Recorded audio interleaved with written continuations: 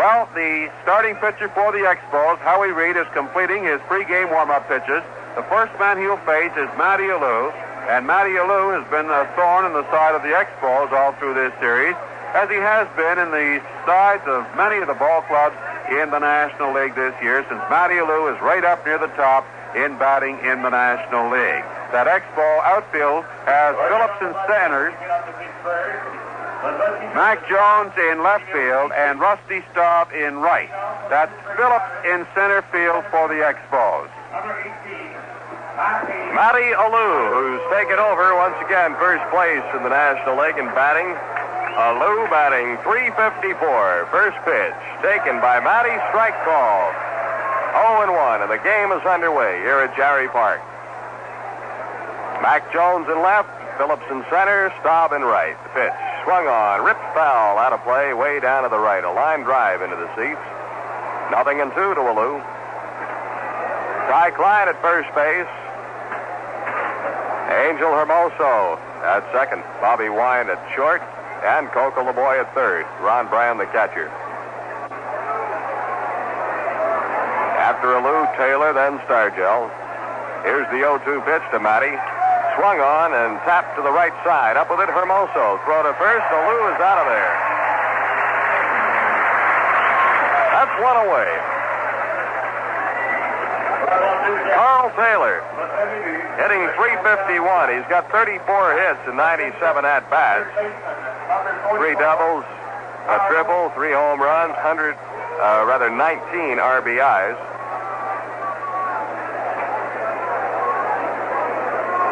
That's right. Here's Howie's windup.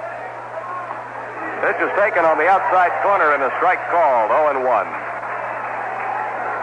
Howie Reed's been very strong in just about all of his performances for the Expos since coming up from Vancouver, the Pacific Coast League. The 0-1 to Taylor is swung on, fly ball, deep right center. Phillips getting back there in a hurry. He's got it.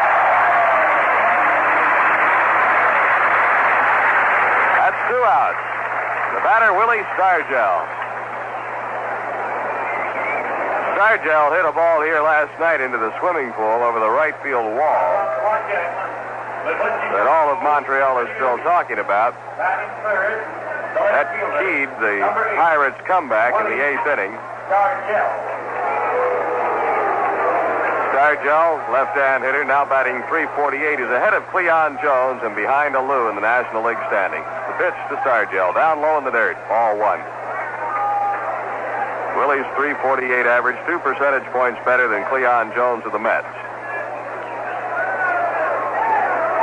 Here's Howie's windup, the 1-0 to Stargell. Taken high and outside, ball 2. 2 balls to nothing. Plays Stargell deep and around to the right. Yes, Russ? I wonder if Rusty Staub's going to put on his swimming trunks. Well, I'll tell you, he did the backstroke as far as he could go last night. Swung on and missed a strike. 2 balls, 1 strike. Rusty just a couple of steps off the warning track in right field.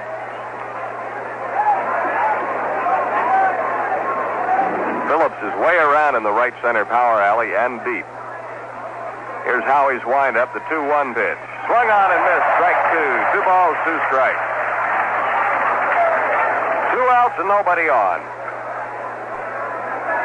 That's the way you got to pitch to Stargell, too. You get behind on him, you're in trouble.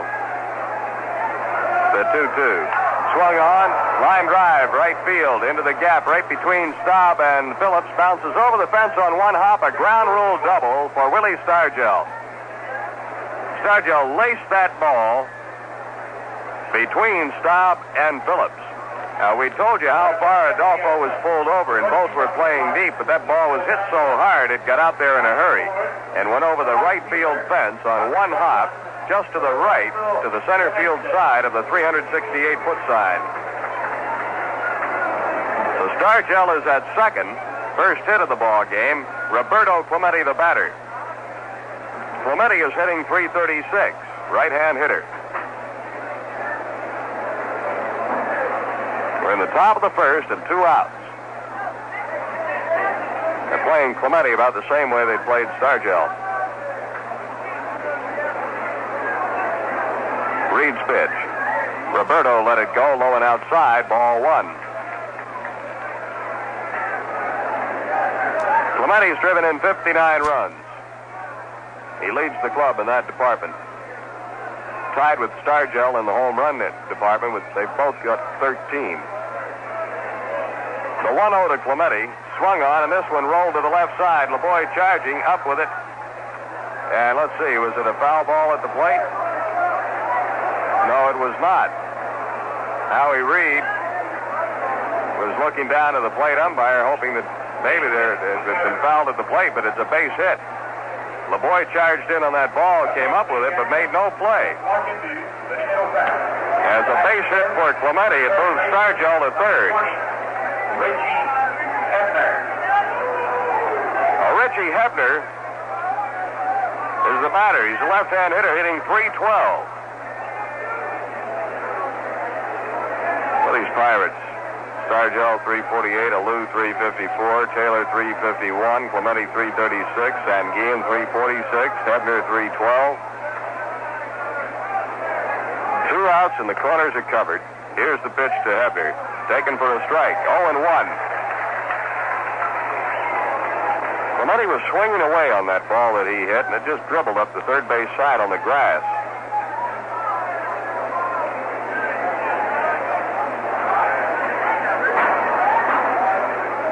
The stretch, the 0-1 pitch.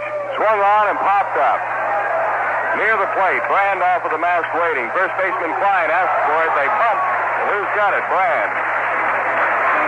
Brand and Cline converged on that ball. Ron Brand came up with it. Foul territory just to the right side of the plate. Hebner is out of there. And that's all for the Pirates. No runs, 2 hits, no errors, 2 left. The score, Pittsburgh nothing. The Expos coming to bat. In the National League this afternoon, the San Francisco Giants defeated the Los Angeles Dodgers. Get this score, 14-13. A total of 27 runs in that ball game at Candlestick Park in San Francisco. The Giants, 14 runs on 15 hits and 3 errors. The Dodgers got their 13 runs on 16 hits and 1 error. The winning pitcher in that ball game was Bryant. The loser was Brewer. Wills and Parker homered for the Dodgers. For Morey, it was home run number 2. For Wes Parker, it was home run number 12. Bobby Bonds and Bob Berta hit home runs for the Giants. Bonds' blast was his 20th. Berta's was his 5th of the year. 14-13 for the Giants over the Dodgers. And that helped Atlanta's cause. Atlanta full game behind Los Angeles starting off today. Takes up half a game, but we'll see what the Atlanta Braves do at Cincinnati. Their ball game will be getting underway very shortly.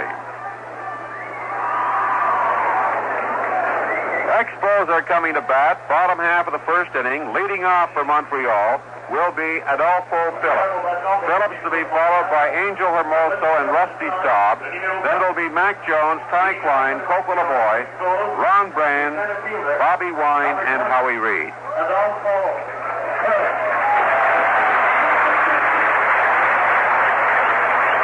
Adolfo Phillips, batting .228. Hit a towering home run here to left field in the 9th inning last night. Right-hand hitter, Jim Bunning on the mound. Veteran right-hander, set all kinds of strikeout records. Outfield playing straight away for Adolfo. Here's Bunning's windup. His first pitch, a called strike. Right across the knees, 0-1.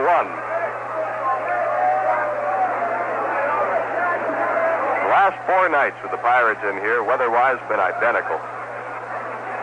The 0-1 pitch, swung on and missed. 0-2. Been very pleasant. Feel quite a drop in the temperature. The minute that sun starts to go down, it's been very pleasant here. Following a very hot afternoon. Bunning with the windup.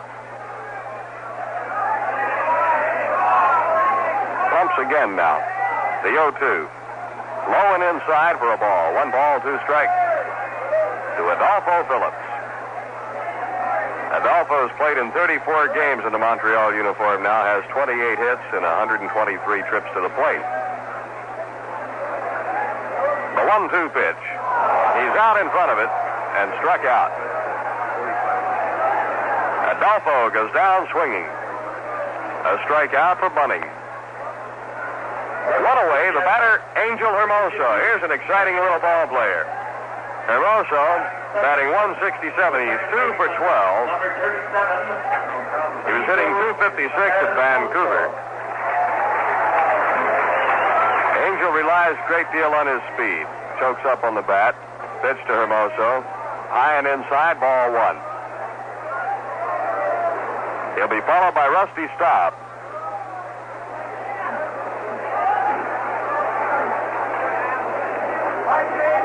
Bunning's wind up. The pitch. Hermoso came around but checked up in time. Ball 2. It was low and away. 2-0.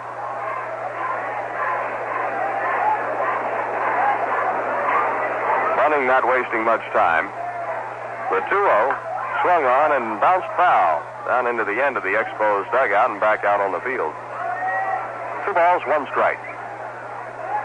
We hope to have a report a little bit later on Ron Fairley. Ron went down to the hospital tonight to have the cast removed from his right hand, and they were going to take x-rays, determine whether or not the cast would have to remain on that hand any longer. And Gary Sutherland was also checked by the doctor today. He was found to be in good condition, had some sutures removed. Both Gary and Ron were visiting with us last night. We may have an opportunity to see them tonight. Well, speaking of Ron Fairley, and the cast is gone. That's great news already before he says a word. Here's the 2-1. It's inside, ball 3. 3-1 to Angel Hermoso. Ron, what did it feel like when they took that cast off? Well, it was a little bit sore, and it's going to remain like that for a few days now. Here's Bunning's windup. The 3-1, cut on and popped up in the infield right side. Now drifting back in the edge of the grass alley. Called off by Clemente. Clemente makes the catch. Hermoso retired. 2 up, 2 down. The batter will be Rusty Staub. Have they given you any kind of exercise, Ron, that you'll be able to do with your hand? No, right now it's just keep the joint primarily isolated and not move it at all because it has only been 2 weeks. And that's not enough time for it to heal. And our biggest problem right now is to not re-separate it. And that's the thing we have to guard against. All right, Rusty Staub, left-hand hitter, batting .298. There's no score here in the bottom of the first. 2 outs and nobody on. Bunning winds it up. Here's the pitch. Rusty took it outside, ball 1.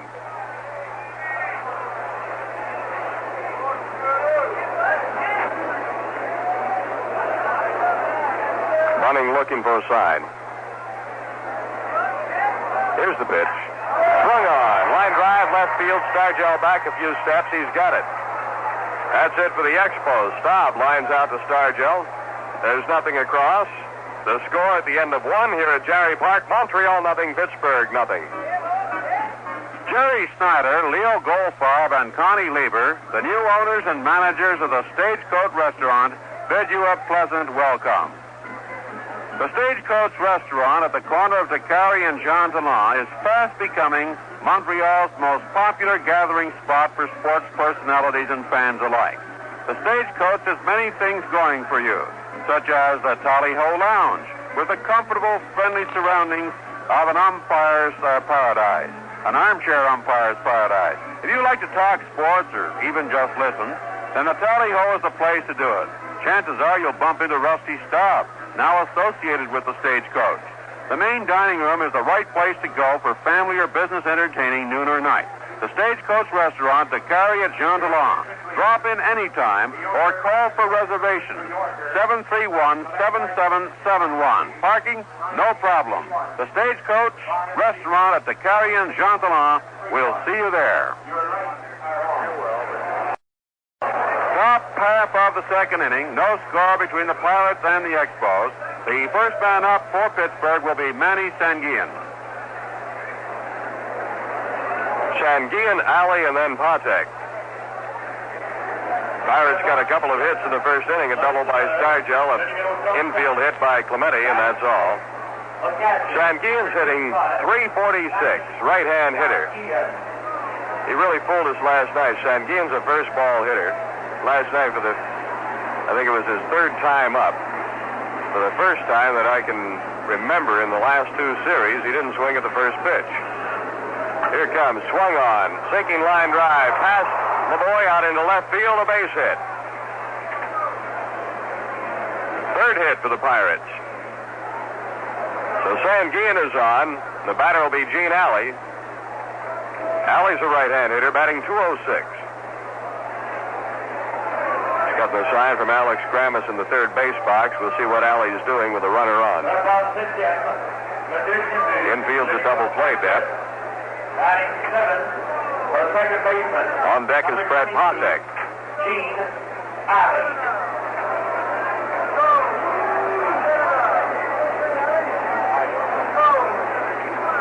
The stretch. Sanguin's the runner at first. Reed gives him a look. Here's the pitch. Alley swings. Base hit left field. Mac Jones up with the ball. Holding at second base, Sanguin. Fourth hit for the Pirates. And now Fred Pontek will be the batter.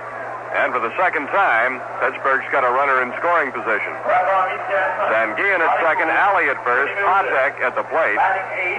Little Freddie's batting .235. And after Pontek, we've got the pitcher, Jim Bunning.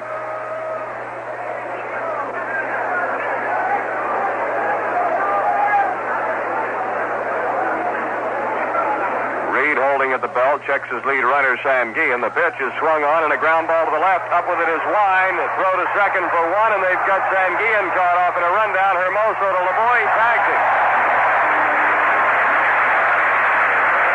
Pontek on the fielder's choice. Bobby Wine to Angel Hermoso to get Gene Alley, and that double play goes 6-4-5. So Pontek's the only runner on. Throughout second night in a row, we've had somewhat of a weird double play. This was one in that Sanguin, the runner at second, evidently for a moment forgot about that runner at first because Sanguin did not take off for third base when that ball was hit to the left side of the infield. He hesitated, and Bobby Wine was up with it and looked Sanguin right in the eye and just flipped the ball to Hermoso to get one, and then knew that they had Sanguin caught off because he was nowhere near third base. He had a long way to go. First pitch is down low to Bunning, ball one.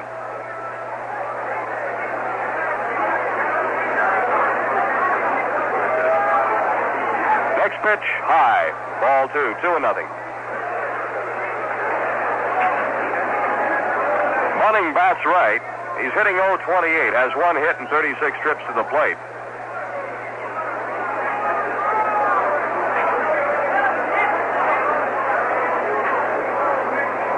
That was a big double play.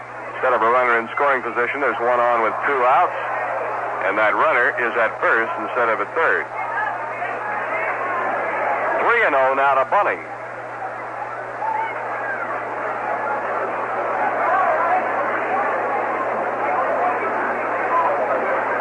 Pontek taking his lead from first.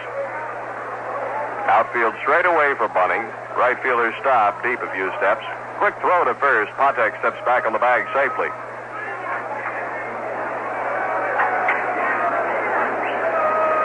Here's the pitch. Flowing outside, ball 4. So Bunning gets on with a walk.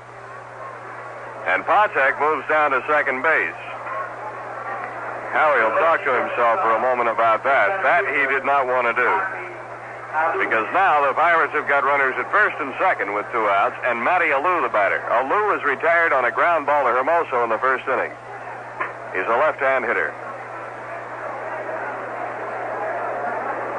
Outfield always shifts for Alou. Center fielder Phillips into left center. Here's the pitch. Taken low and inside, down in the dirt. Ball 1. Staub plays pretty much straight away in right field. Mac Jones comes in left.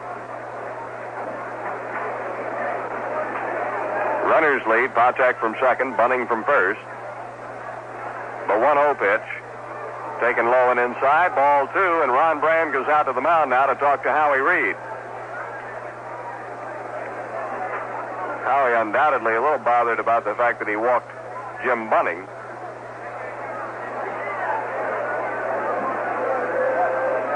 I always say one pitcher never wants to walk another, especially on this Pirate ball club. When you walk their pitcher, you get to Mr. Matty Alou.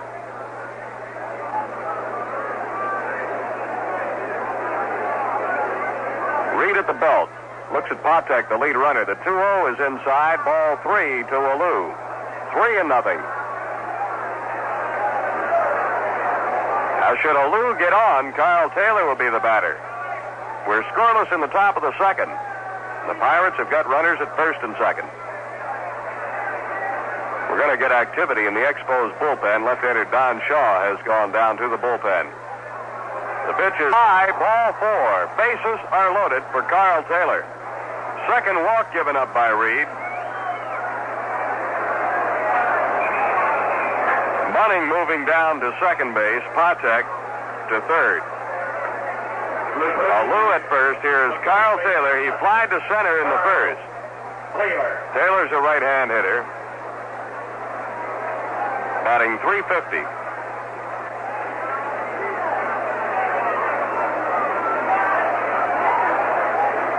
Adolfo is straight away for Taylor. Reed works from the windup now with the bases loaded. First pitch is high, ball 1. Howie having some difficulty finding that strike zone. But trying to get out of this jam here in the top of the second. He's got 2 outs. Now he needs to get Taylor. The 1-0 pitch. Taken high for ball 2. 2-0. Carl Taylor's the batter. 2-0 the count. Here's the pitch. It's high and inside, ball 3. So now Reed is behind on Taylor, 3-0, and in danger of walking in a run. 2 outs here in the top of the second. Pirates have got them loaded. The pitch. Right down the middle, strike. 3-1.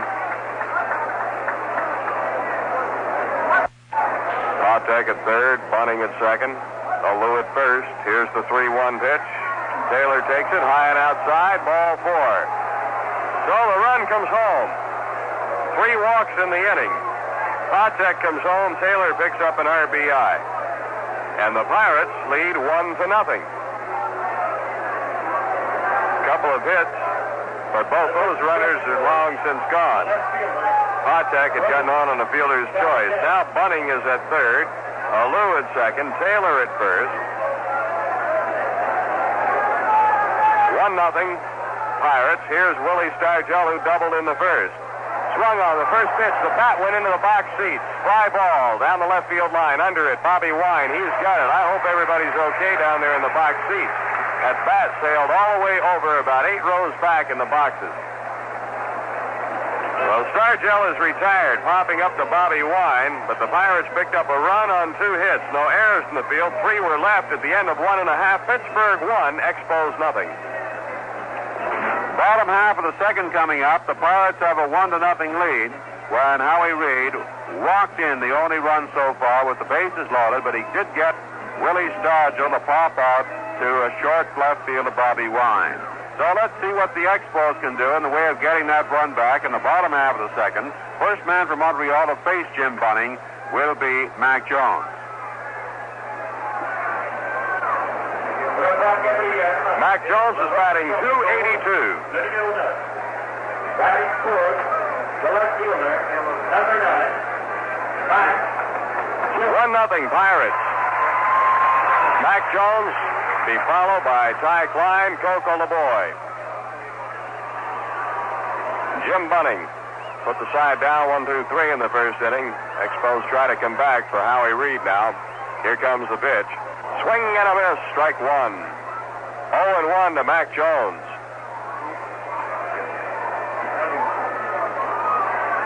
The center fielder Alou is playing a few steps around to right center for Mac.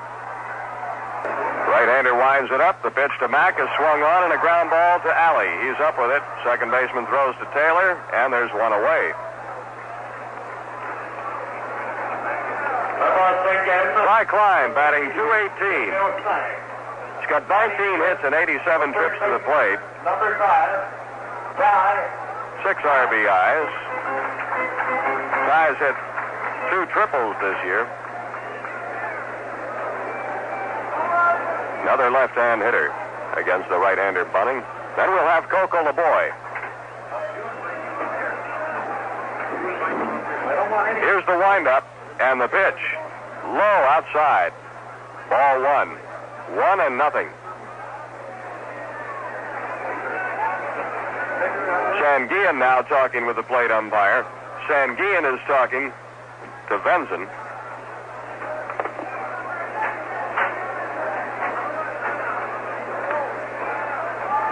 Here's the windup. Swung on. Line drive out to right field. Clemente chasing. Can't get to it. It's by him. Cline is around first, headed to second. And he'll be in at second base with a stand-up double.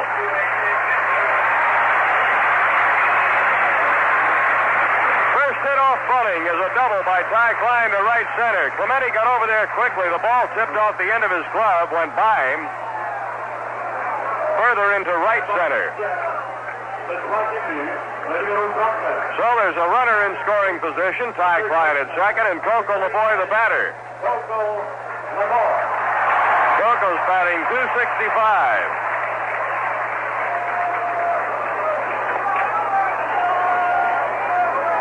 On deck, Ron Brand.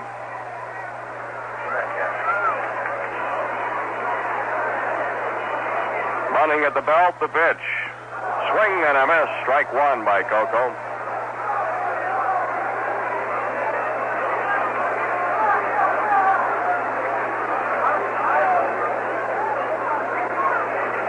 They're way around to the left for this pull hitter.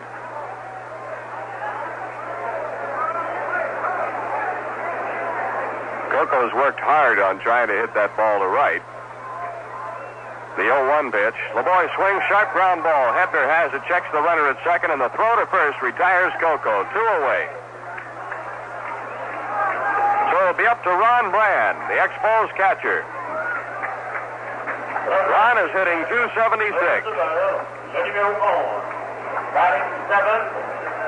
Temperature at the airport right now is given to us at 91 degrees.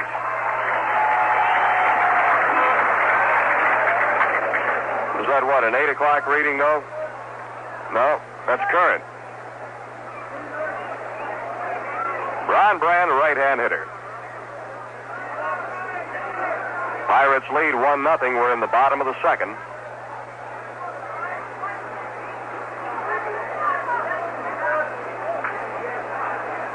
Here's the stretch.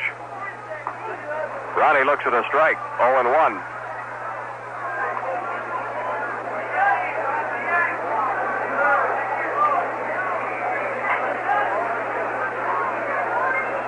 Bunning is behind Walter Johnson and Cy Young on that all-time strikeout list. Bunning's got 2,591 career strikeouts. Pitch to Brand. Strike 2 called. 0-2.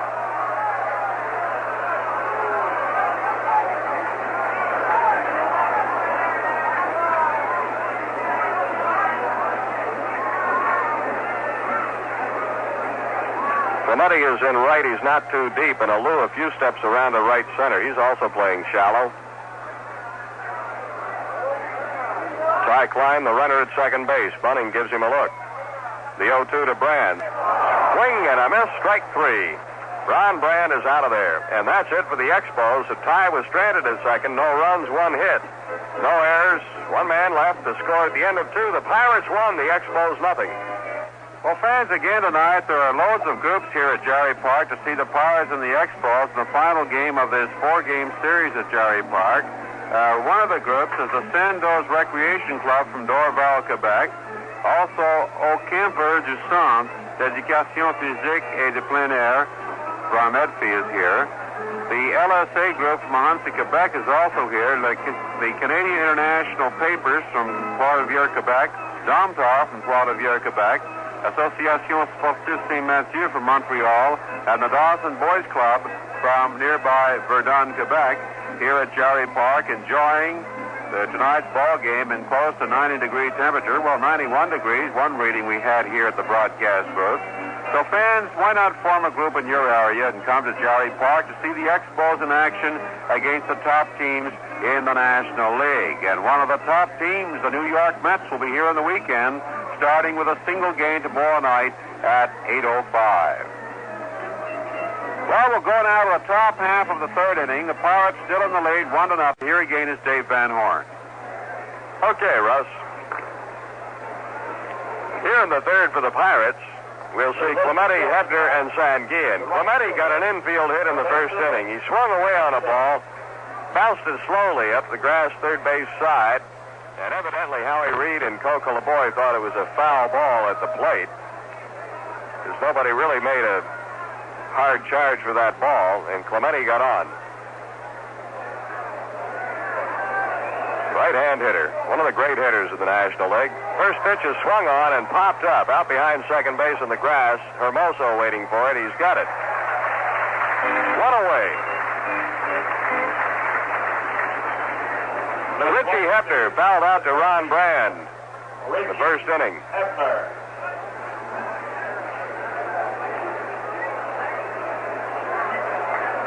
One of the rookie third basemen in the National League who's done an outstanding job. Reed delivers. Change of pace. Swung on. Looping ball left field. Jones coming in fast. Mack is there and makes the catch.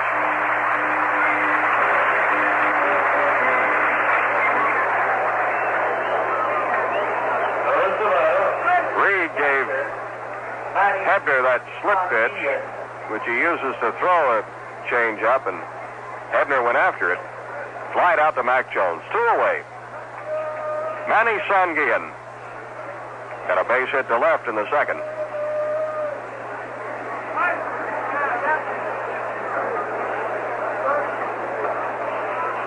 Here's the windup.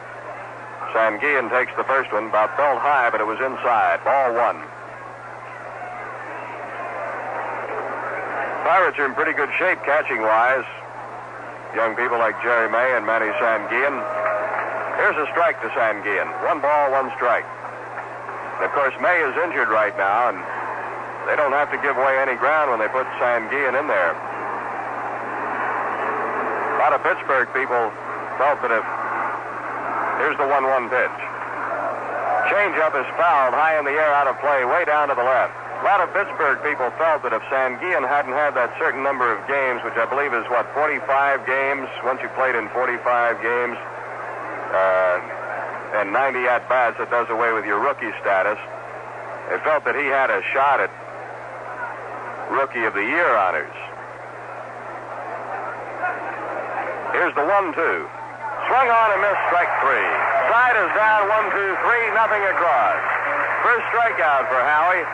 The score at the end of 2.5. The Pirates won, the Expos nothing. Fans, Montreal is not only the home of the Expos, it also is home of Man in His World, the great international exhibition now in its 3rd year. It's open through September the 7th, so don't miss it. One of the great international fairs in the world, here at the site of Expo 67 in Montreal. Montreal, a tremendous city to visit for all you out-of-towners along the Expo Baseball Network. Man in His World, the tremendous restaurants. There is no other city in North America that can better Montreal as far as fine eating places are concerned, or is concerned. So try to get to Montreal and see Man in His World. Also visit, dine at the superb restaurants, and make a special date to come to Jarry Park to see Major League Baseball as the Expos take on the best in the National League. Just check your National League schedule, and you'll find out when the best time would be for you to get to Montreal. Well, the Expos are coming to bat. Bottom half of the 3rd inning. First man up for Montreal, Bobby Wine.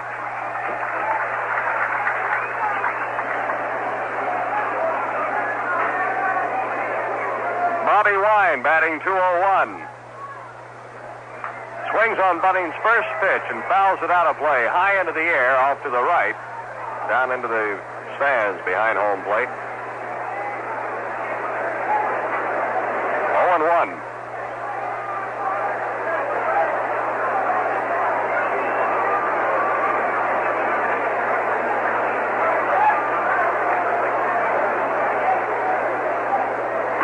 Pirates have out-hit the Expos 4-1 and lead 1-0. Cline checked his swing. Pitch was low and away. 1 ball, 1 strike.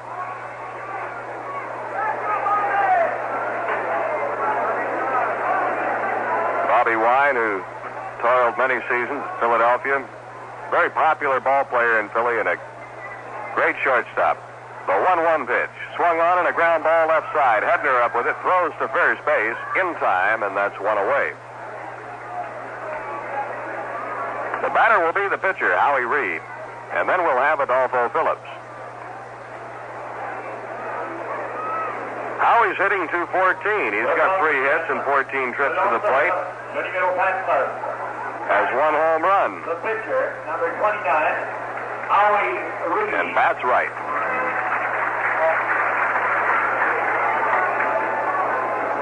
Outfield is in.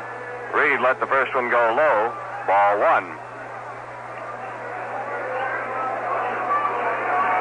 Tony Benson, the plate umpire. Frank Sikori at first. Dave Davidson at second. Paul Pryor's at third. Here's Bunting's pitch. It's low again. Ball 2.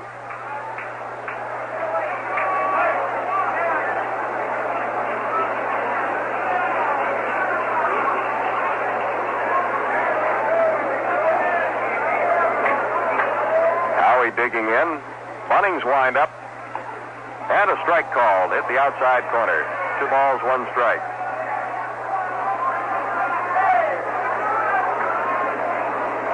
Talking about the batting leaders, home run leader right now, Willie McCovey.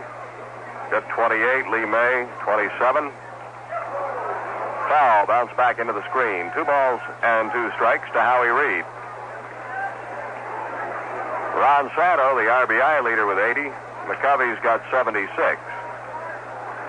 Santo of the Cubs, of course. McCovey of the Giants. That's right. They played this afternoon and had a big score against the Dodgers. The 2-2 is swung on. Ground ball. Patek to his right. Has it. Long throw down in the dirt. Taylor can't pick it up. Reed is on. An error on the throw to the shortstop, Fred Patek. So Reed, the runner at first, with 1 out on the top of the order. That ball bounced off Taylor's shoulder. He apparently is okay. Jim Bunting, the pitcher, and the second baseman, Gene Alley, over there to check with him. Taylor is all right.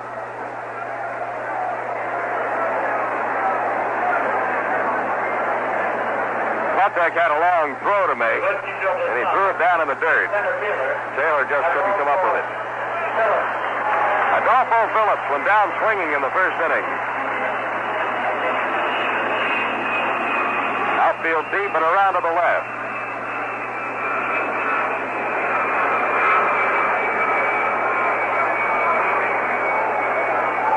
Adolfo playing for manager Gene Mauch now for the second time. He was with the Phillies for a very short time before being dealt to Chicago.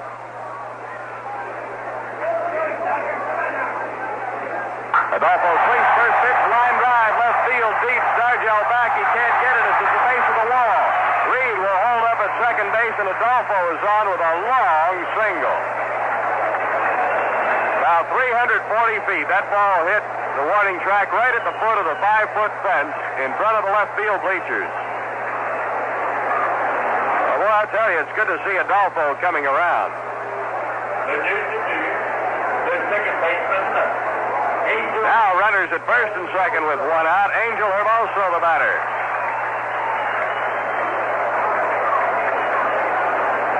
Hermoso popped up to the right fielder, Clemente, in shallow right field. First inning. Right-hand hitter. Reed, the runner at second. Bunting stepped off the rubber. Now he's up there looking down for a sign. Phillips, the runner at first. Here's the pitch to Angel. Swung on and a ground ball left side. Patek goes to second for 1. Back to first. It's a double play. Well, the Pirates Pirates get a big double play here for Jim Bunning. Patek to Alley to Taylor. And that's it for the Expos. No runs, one hit, one error in the field, and one left. The score at the end of 3 innings, the Pirates won, the Expos nothing. Tonight's out-of-town scoreboard has Philadelphia at St. Louis, Wise going against Torres. Atlanta's at Cincinnati. The Braves scored a run top half of the first inning. They lead Cincinnati 1-0 in the bottom of the first. Bill Negro is pitching for Atlanta. Jim Merritt for Cincinnati. This afternoon, the Giants beat the Dodgers 14-13.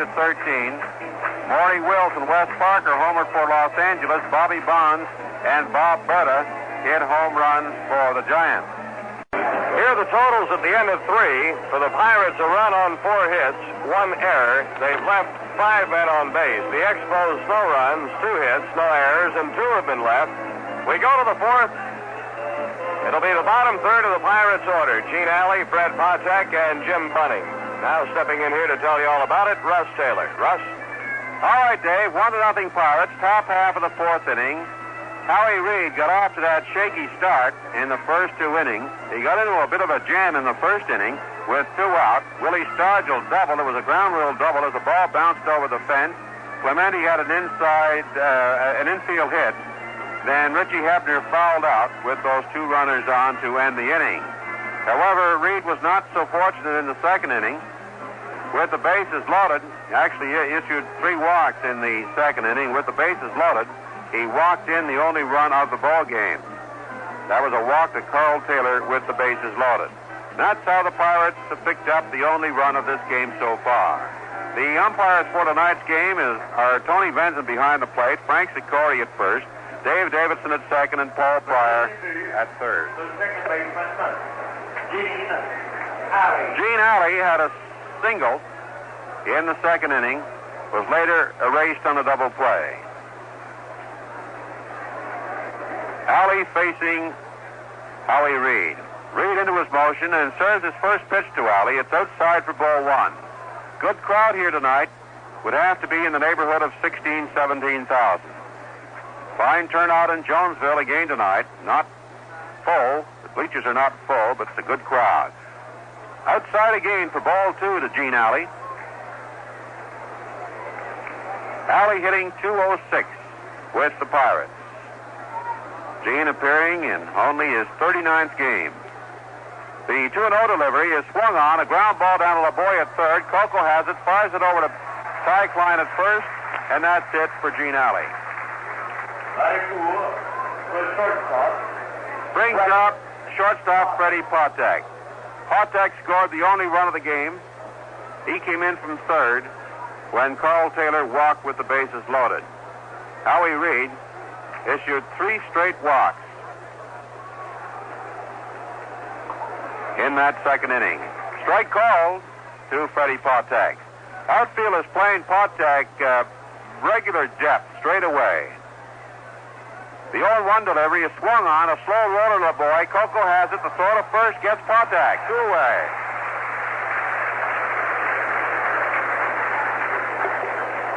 Brings up Jim Bunning. Well, Bunning was part of Howie Reed's trouble in the second inning. With 2 out, Reed walked Jim Bunning to put runners in first and second.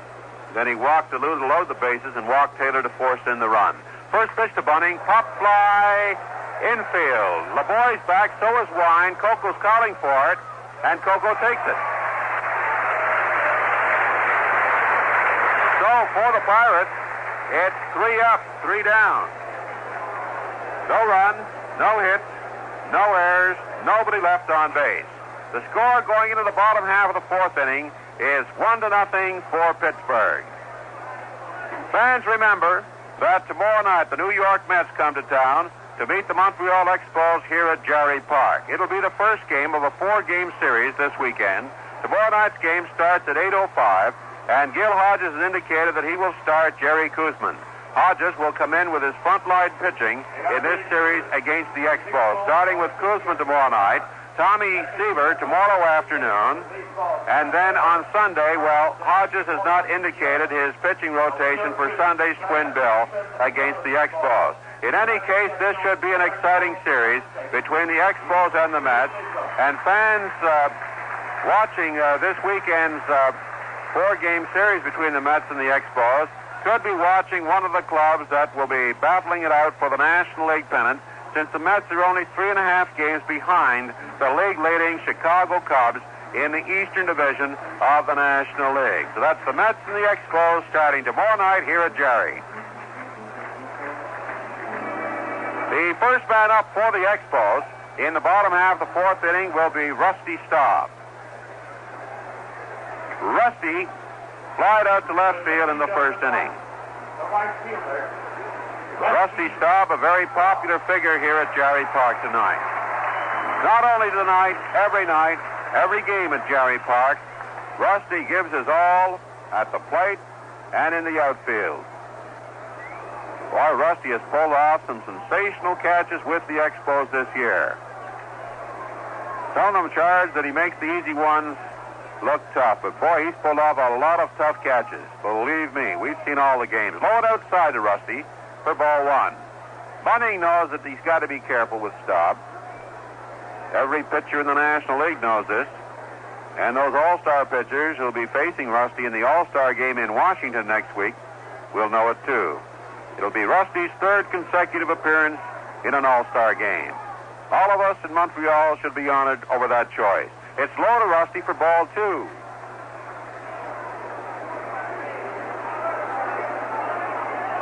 Folks in Washington won't know it, but Rusty is known here in Montreal as Le Grand Orange. 2-0 to count on Staub. Bunning serves his next pitch. Rusty hits a fly ball out into center field. Alou is moving over, so is Stargell. Stargell takes it almost in center field. As Staub went after the 2-0 pitch from Jim Bunning. Let's take 10 seconds for station identification. This is the Expos Baseball Radio Network. This is the home of Expo Baseball in the Capital District. WHRL in Albany, New York. Mac Jones, next man up for the Expos. One away. First pitch to Mac is inside for ball one. And a great roar when Mac was introduced from his fans out in Jonesville, the left field bleachers. Loads of little leaguers there tonight.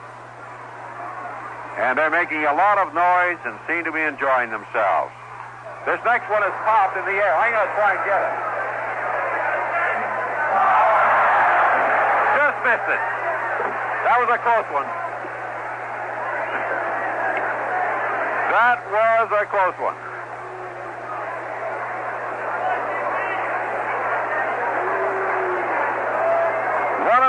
The count on Mac Jones. Missed it by a foot with our fishing net. We'll get the next one. This one is popped. No play on it for us. It's out of play to the left of us. 4 strike 2. 1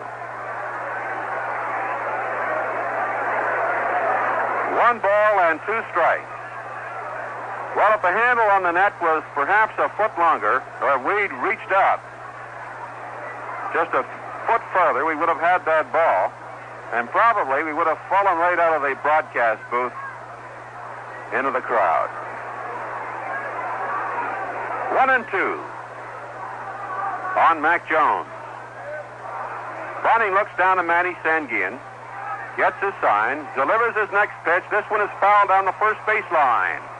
No play on it. Out toward the Pirate bullpen. The count remains 1-2. On the merit of Jonesville, and his constituents out there in the left field bleachers continue to chant, "Go, Mac, go." Bunning looks down to Sanguian, gets the sign and delivers the 1-2 pitch. Line shot, center field, base hit. Mac Jones comes through with a solid single to center field. That was a good smash. He tagged it well, right in the hole, right over the bag at second, into center field. Brings up Ty Cline. Ty had a double to the right field fence in the second inning, right in the gap between Alou and Clemente. Pirates are leading this ball game 1-0, and we're in the bottom half of the fourth inning. 1 out, 1 runner on. Line shot, right field. Base hit. Jones makes the turn at second. Will head to third. Here comes the throw. Max slides, and he's safe. Ty Cline with a single to right center field. Sends Frank Jones along to third. With 1 out, Coco LeBoy will be the batter. LeBoy bounced out to Richie Hebner at third in the second inning.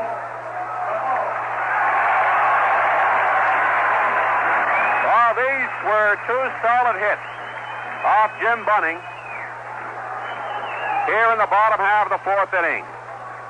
The tying run is on third, 1 out. If Coco can get it into the air and deep enough, Big Mac will score from third.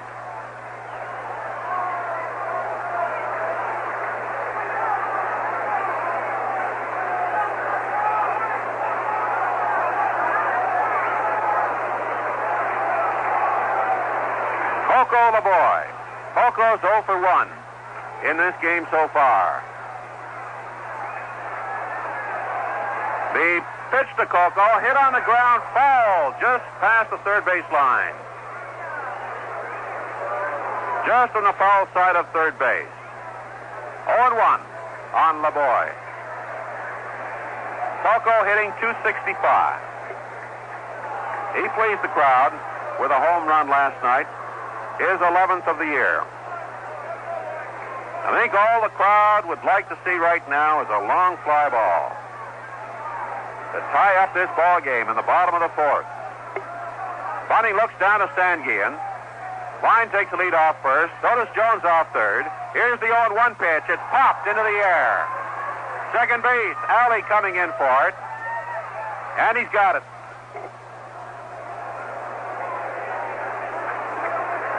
Well, we've got to give marks to Mr. Jim Bunning. He knew what the situation was. And he didn't give Coco anything he could tag. Here comes Bill Verdon out to talk to pitcher Jim Bunning with Manny Sanguian. Verdon's walking over now for a consultation with Freddie Pautek and Gene Alley, who have come in from short and second base. 2 out. Runners on first and third with Ronnie Brand. Brand struck out in the second inning. Well, Expos got runners on first and third with 1 out. LeBoy popped out to second base. So Brand will have to get himself a base hit.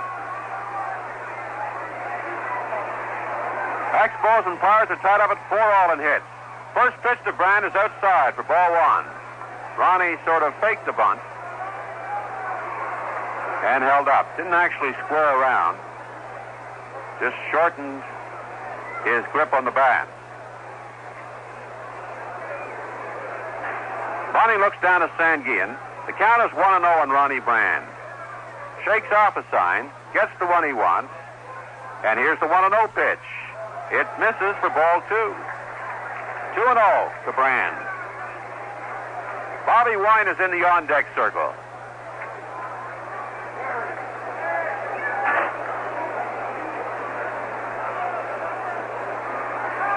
Bunning toes the rubber.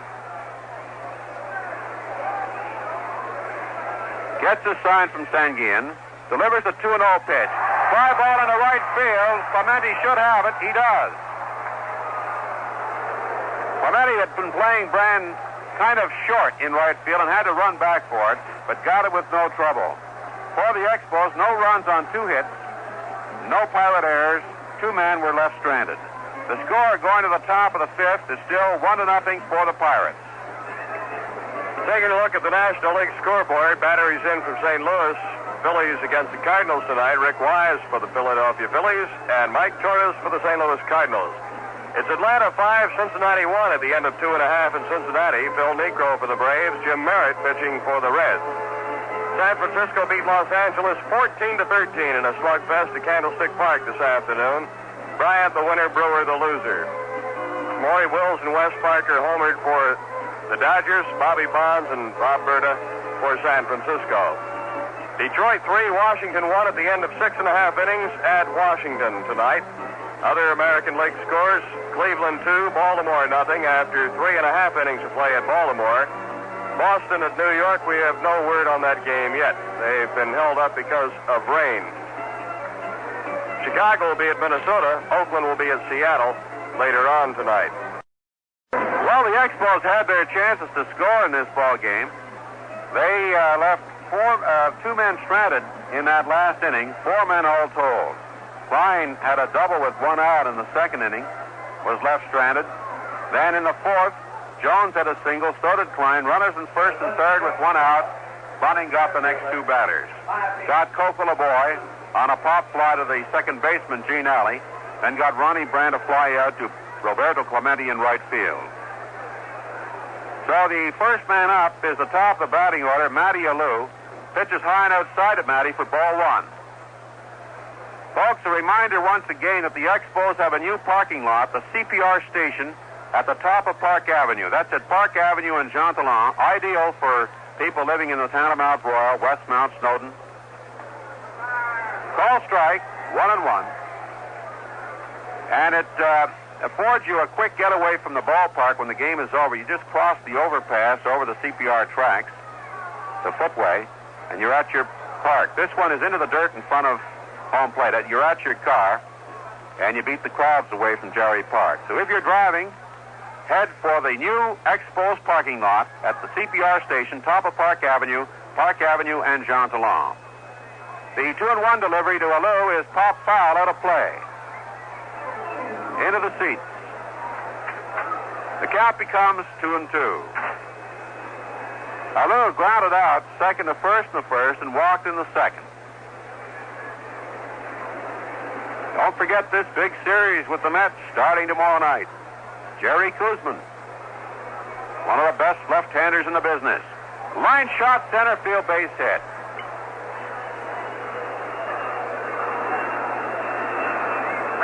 Matty Alou is on first with a single to center. Brings up Carl Taylor. Taylor flied out to center field in the first, and he walked with the bases loaded, getting himself a run batted in the second inning. Gentlemen, for your information, Don Bosch underwent very successful knee surgery at the Montreal General. Don Bosch underwent successful knee surgery at the Montreal General today, and the operation was deemed successful. Don Bosch. Throw to first, and the runner Alou is back in time. The batter is Carl Taylor.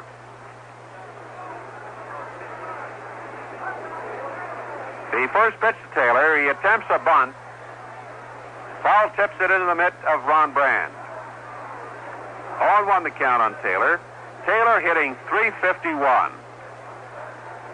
3 home runs, 19 runs batted in. There's a misprint on the stat sheet provided by the press services here, showing him with 119 runs batted in. No one has that many, although Killebrew is close to that mark. Well, he's not too far off it, let's put it that way. Here's the bunt in front of home plate, it's foul. And Ronnie Brand makes sure by pushing it with his hand to make sure that ball wouldn't just roll back into fair territory once again.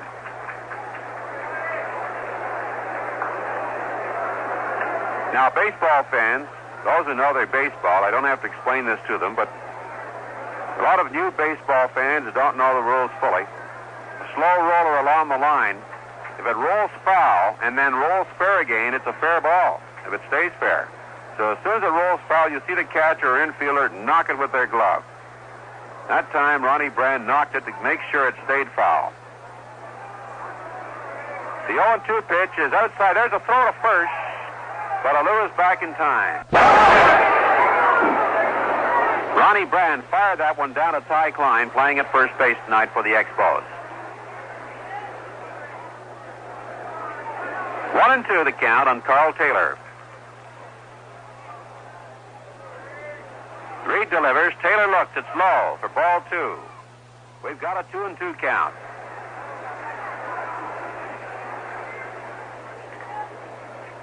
Sure hope all you folks along the Expo network are enjoying this baseball broadcast tonight, wherever you are. A lot of you, I guess, out on the patios. Line shot right field. Base hit. Good for at least one. Taylor makes the turn at first. Will head to second with a double. Alou is coming around third and holds up. Fine throw from deep right field by Rusty Staub. Keeps Matty Alou on third. But Taylor placed that one well, a double down the right field line. With nobody out, the batter will be Willie Stargell. Runners on second and third.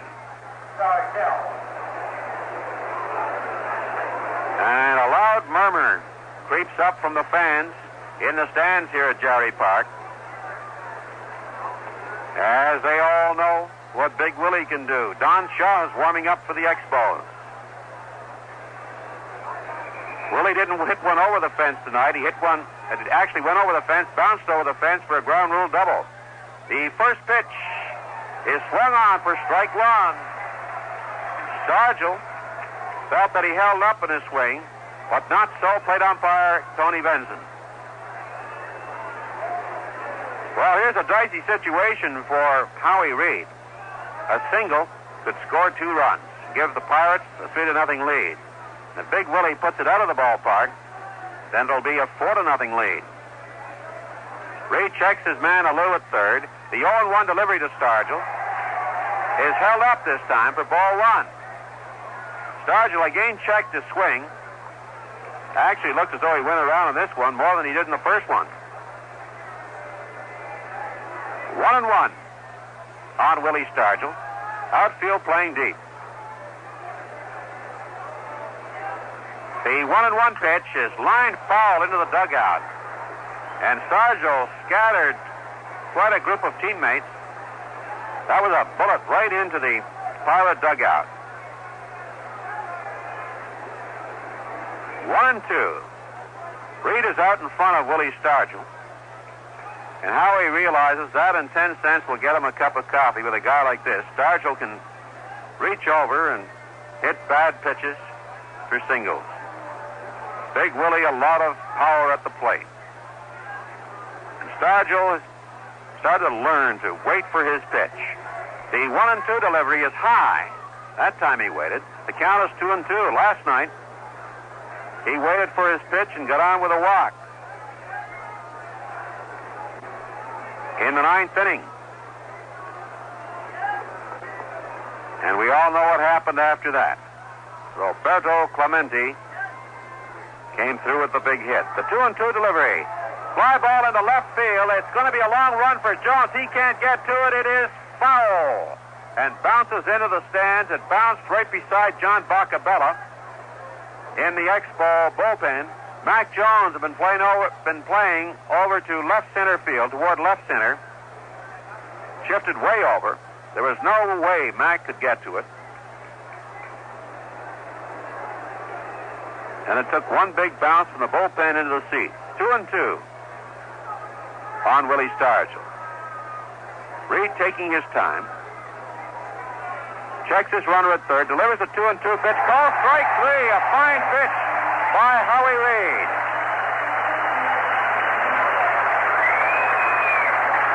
For Reed, that was strikeout number 2. And what a big strikeout. Anytime you get Willie Stargell looking at a third strike, you've done a job. But the tight situation isn't over yet. We've only got one out with those runners still on second and third, Alou on third, and Carl Taylor on second. Roberto Clemente had an infield hit in the first and popped out to Angel Hermoso in the third inning. Reed delivers his first pitch way outside to Clemente for ball one. Don Shaw warming up in the Expo bullpen, but Don has stopped warming up to follow the action, like everyone else here at Jarry Park tonight. Reed checks his rudder, delivers the 1-0 pitch outside for ball two.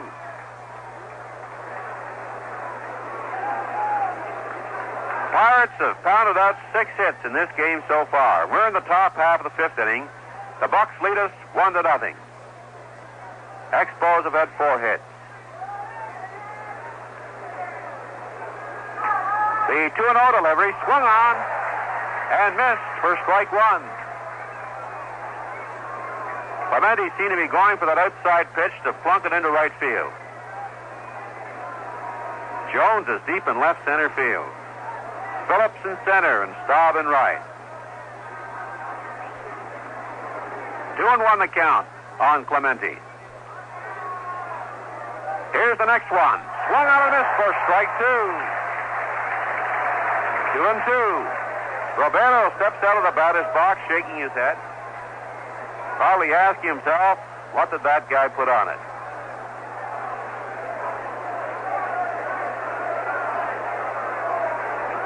But this jam that Howie Reed is in is far from over.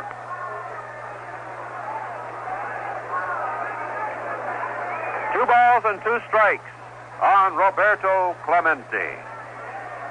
Clemente, a .336 hitter. This one popped in a short right field. In comes Phillips. He's got it. Here comes the throw to the plate. It's off the plate. And the runner, Alou, scores. Sacrifice fly by Roberto Clemente. Alou comes in to make it 2-0. The throw from Phillips in center field chased Ronnie Brand up the line about 25 feet, 20 to 25 feet, and Alou just skipped around him, came in to score.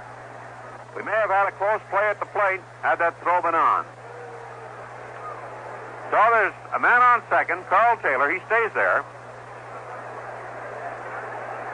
And they're going to put Hebner on to get to Sanguin, with first base open and 2 out. Hebner gets the free pass.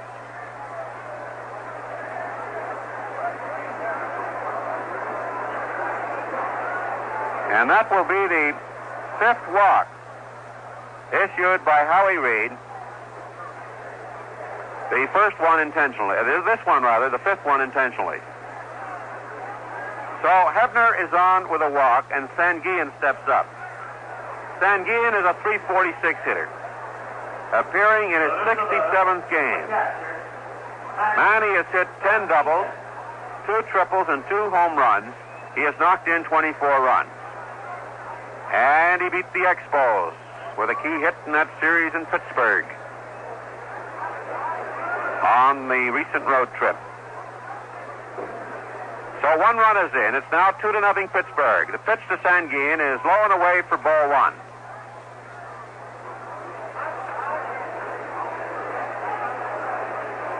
No breathing space for Howie Reed, the first 6 men hitting over 300 for the Pirates.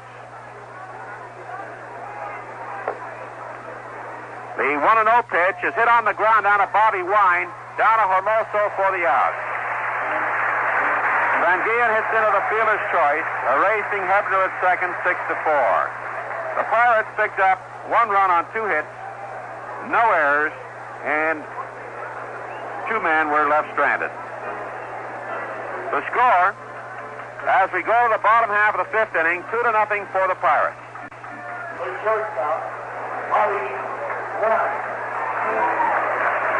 Quite a few groups here at Jarry Park tonight. We'll tell you about them a little later. First pitch to Bobby Wine is a call strike. As Bunting got that outside corner, the Sandoz Recreation Club from Dorval, Quebec, the Campers du Centre d'Éducation Physique et de Plein Air is here from Edfi. The group called the LSA from Ahunsik. 0-1 the count on Bobby Wine. This one, line shot right field for a base hit. Bobby Wine singles to right field. That's the 5th hit of Jim Bunning.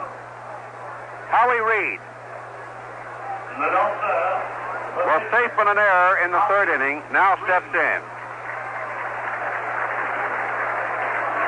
So we'll see what Mr. Reed's orders are. Very likely to square around and bunt and try to bring Wine down to second base. Here's the bunt. It's foul to the right of home plate. And the count is 0-1. And Jim Bunting, of course, is a past master at not giving up a good bunting pitch. In other words, he gets them to foul it off, to pop it up. He knows.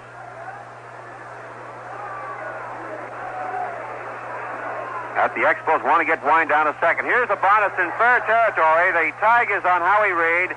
The sacrifice works. Bobby Wine goes in a scoring position at second base. 3 unassisted on that sacrifice. So we go up to Adolfo Phillips. And Adolfo has been hitting the ball this week.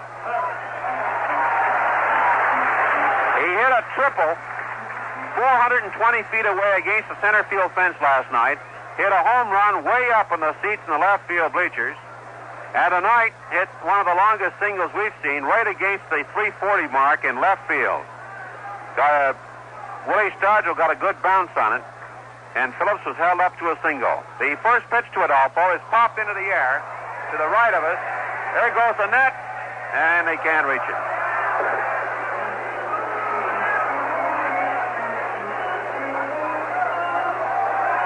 Jean-Pierre Roy and Jean-Paul Settle, the French broadcasting team, missed that one with their net. They're 0 for 1, and we're 0 for 1 tonight. The scoreboard says 0 for 1 on Adolfo Phillips. Wine's the runner on second. He got on first with a single and moved to second on a sacrifice by Howie Reed. Expos trailing by 2 runs. Would love dearly to bring Bobby in from second base and get one back.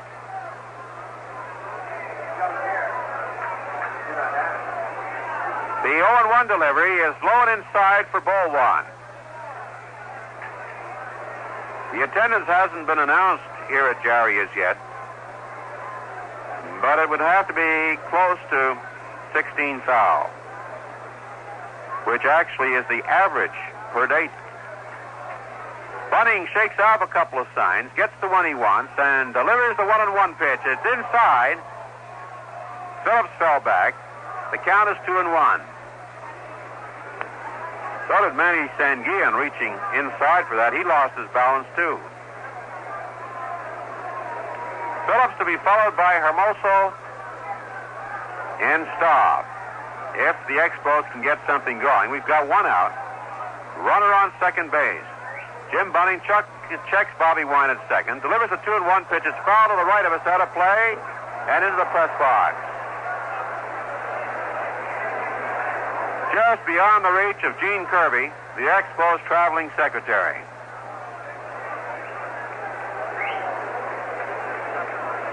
Two balls and 2 strikes on Adolfo. If Adolfo could hit one down the right field line, the opposite field, he could do a lot of running because Clemente is shifted over toward right center field. Stargell is deep in left. Alou is deep in left center field. 2-2 the count on Phillips. And here's the next pitch, a change-up, and Phillips wasn't going for it. Ball 3. It just floated in there, high and outside. So Bunting's got the 3-2 count on Phillips. Adolfo struck out and singled. Bunting looks down to Sanguillen, gets the sign, checks his man at second base, delivers a 3-2 pitch. Another changeup outside. Phillips is on with a walk. So the Expos have runners on first and second with 1 out, and Hermoso the batter. Angel was in the same situation in the third inning with runners on first and second. He bounced into a double play. Rusty Staub is in the on-deck circle.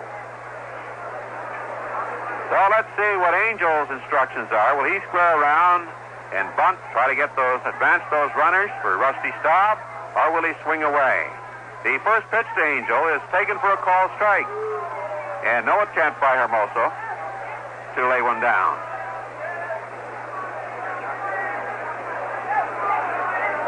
Winds the runner on second. Phillips on first.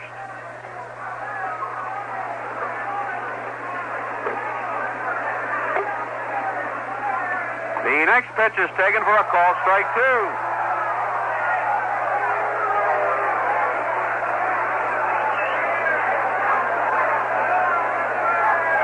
Running way out in front and seems to be well in control of the situation with Angel Hermoso. Now Angel's got to take what Jim Bunning serves. And here's the 0-2 delivery, low and outside for ball one. Let's pause 10 seconds for station identification. This is the Expo Baseball Network. This is the home of Expo Baseball in the Capital District. WHRL in Albany, New York.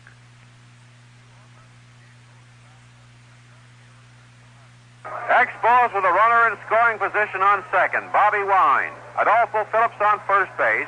The batter is Angel Hermoso with a 1-2 count. Here's the next pitch outside for ball two. 2-2.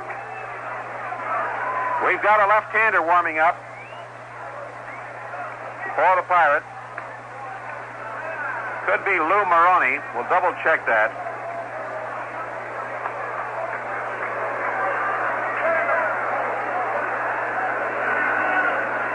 It is Lou Maroney, left-hander.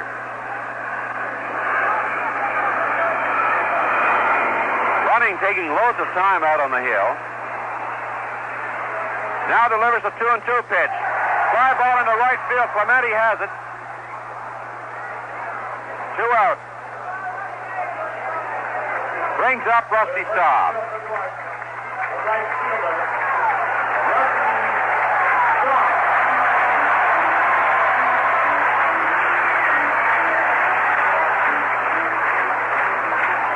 In the last inning, when Hermoso came up with runners in first and second and 1 out, he bounced into a double play, ending the inning. This time, he flies out to right field, so Staub gets his turn at bat this time, with runners on first and second.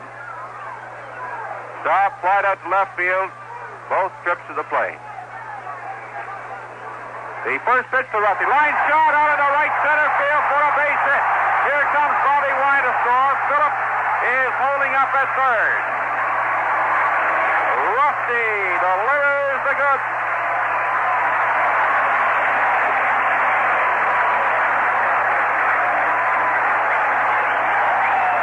Wine comes in to score from second base. A good, solid single to right center field by Rusty Staub.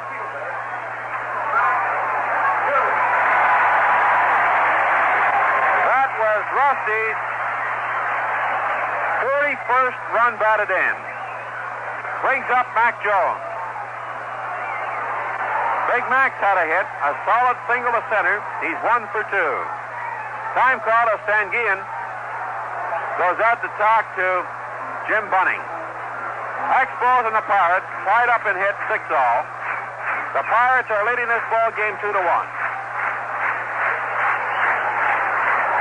You probably heard the great roar from the crowd when Rusty delivered that run-scoring single to center field.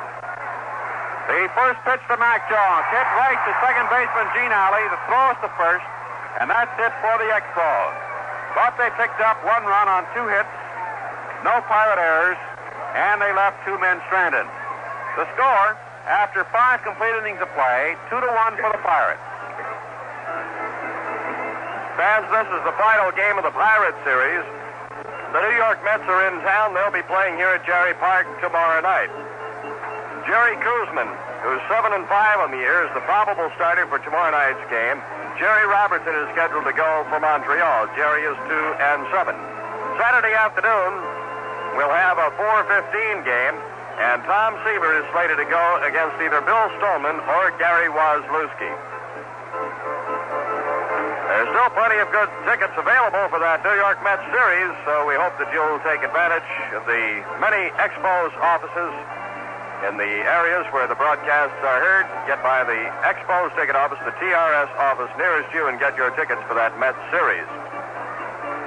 We ought to mention 500 children attending tonight's game under the auspices of the Youth Cooperation Section of the Montreal Police.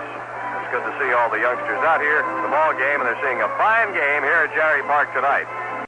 We're going to the top half of the sixth inning, the Pirate half of the sixth. The first man up for the Pirates will be Gene Alley. Got a call from a friend of mine today saying, Ross, how come there isn't a TRS outlet down in the financial district? I checked it out. There is one in Place Victoria, the Stock Exchange Tower, the restaurant La Vieille Porte. La Vieille Porte. There's a TRS location there for folks down around St. James Street. That's in the Place Victoria, Stock Exchange Tower, a TRS center. And you know, a lot of people feel you have to come to the ballpark to get choice seats, that if you buy your tickets to the ballpark, you get better seats. Not so. First pitch to Gene Alley is low for ball one. It is not so. You can buy the best seat available at the moment down in Burlington, Vermont, at the Vermont Transit line, or at the Greyhound bus terminal in Plattsburgh. Swung on a miss for strike two, strike one. 1-1 the count. 1 ball and 1 strike to Gene Alley.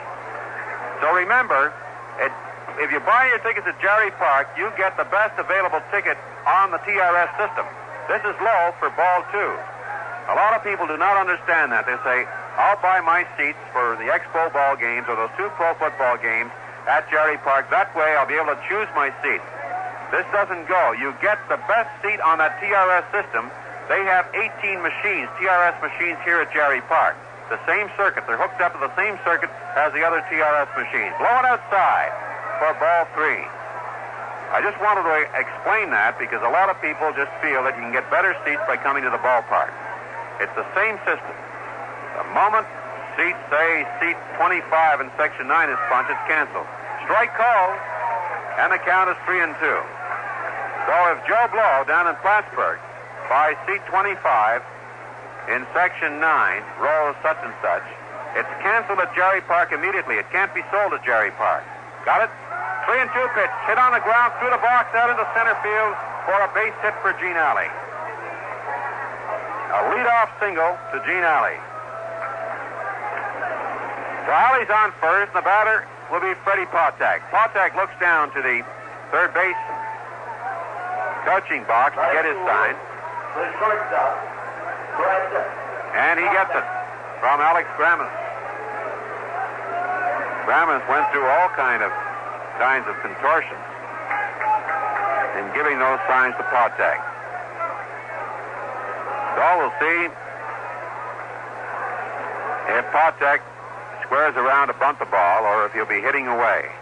The throw to first by Howie Reed. The runner Gene Alley is back in loads of time. Don't forget those 2 pro football games, August 25th, the Lions and the Patriots, September 11th, the Giants and the Steelers here at Jerry Park.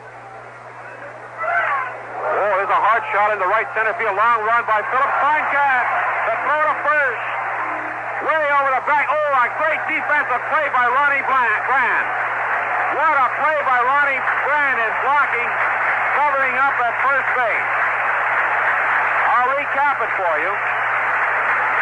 Recap the play. Freddie Potak hit a vicious line drive to center field.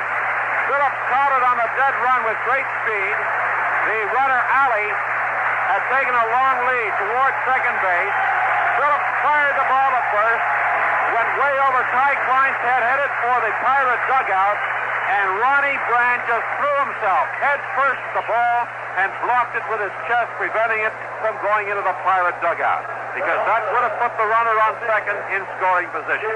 A great defensive play by Ronnie Brand. The crowd is still talking about it. They know the importance of that play with the Pirates leading by only 1 run. The batter is Jim Bunning. 1 out. Bunning lays down a bunt. It's foul along the first baseline. Sort of a pop. Cline tried to get it on the fly, but couldn't get to it. Ty gave it plenty of extra effort. Well, that's the catcher's job in covering up at first. But this was a wild throw by Phillips from the outfield.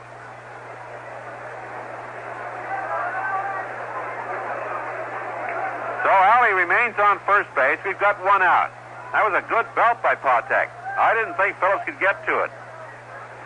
But Adolfo has great speed, as we know. Here's a bunt. LeBoy has it. The throw will be to first base. So the sacrifice has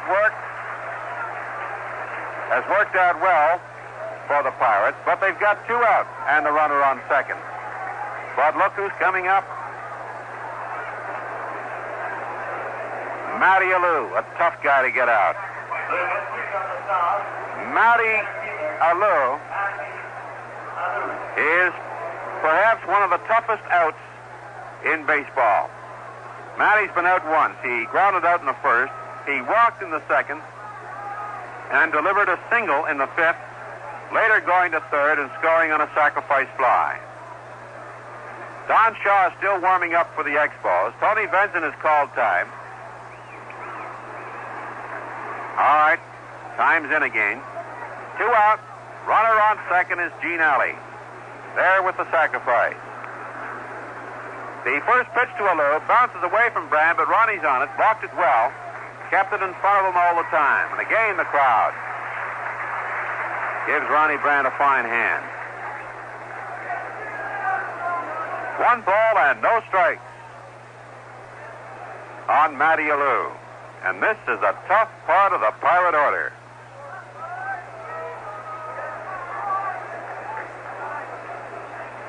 Reed checks his man at second base. The 1-0 delivery is hit right back to Reed. A great catch. He may have hurt himself. Alou is out of there. Line it right back to Howie Reed. He's walking off under his own steam very slowly. May have caught it on the thigh. Oh, a great play by Howie Reed. He gets a fine hand. The Pirates, no runs on one hit, no errors, one man left on. The score going to the bottom of the sixth is still 2-1 Pittsburgh. The first man up for the Expos, a fellow who has a perfect night so far, Ty Cline, a double and a single. He had a double in the second and a single in the fourth. 11,935. Cline swings and fouls the first pitch out of play along the third baseline. The paid attendance, we're way off by about 4,000, is 11,935. That's the paid attendance just announced here at Jerry Park. 0-1 on Ty Cline. Pirates have out-hit the Expos 7-6. Cline foul tips this next pitch back, and Bunning is out in front 0-2.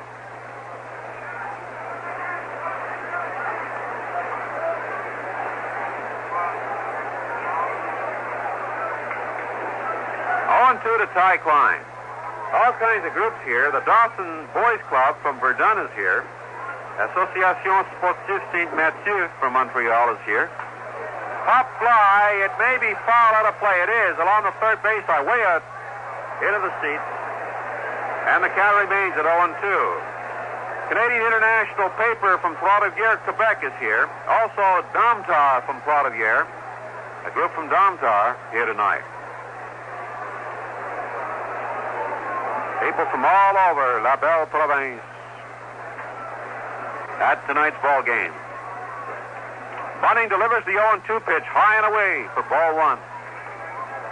Outfield straight away on Cline. Alou in dead center. Stargell in left and Clemente in right. 1-2 the count on Ty Cline. And here's the next pitch. The changeup is high for ball two. Cline to be followed by LeBoy and Brand. 2-1 Pirates in case you've just joined us. Bottom half of the sixth inning. The 2-2 pitch is hit in the air down the left field line. That is out of play also. Into the seats. Still 2-2. Pirates got their runs. Sacrifice fly scored Matty Alou in the second inning. They got their other run in the 5th inning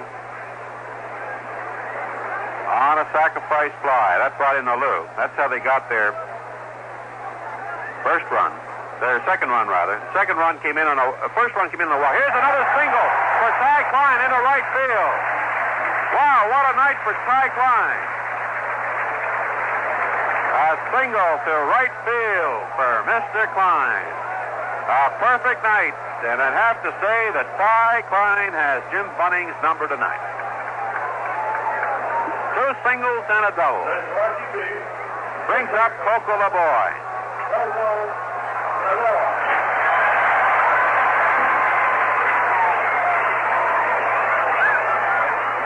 The pitch to Coco is low and away.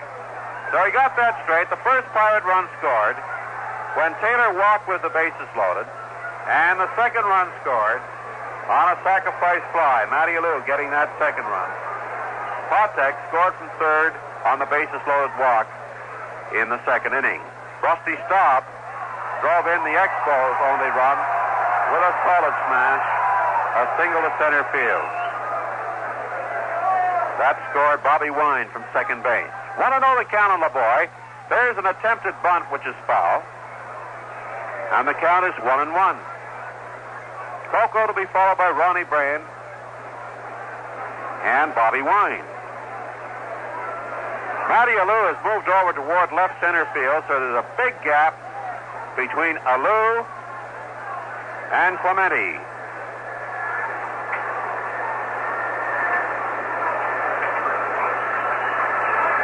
The 1-1 delivery to Coco is bunted foul.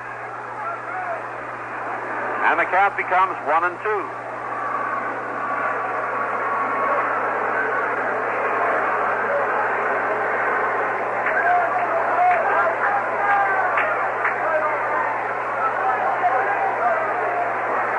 The Mets and the Expos here at Jerry Park.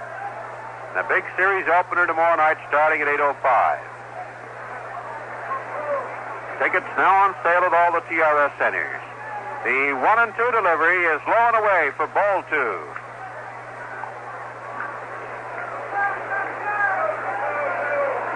Saturday's game will be an afternoon game starting at 4:15. It will be Plattsburgh Day as a large delegation is expected up from Plattsburgh. Sunday, a doubleheader.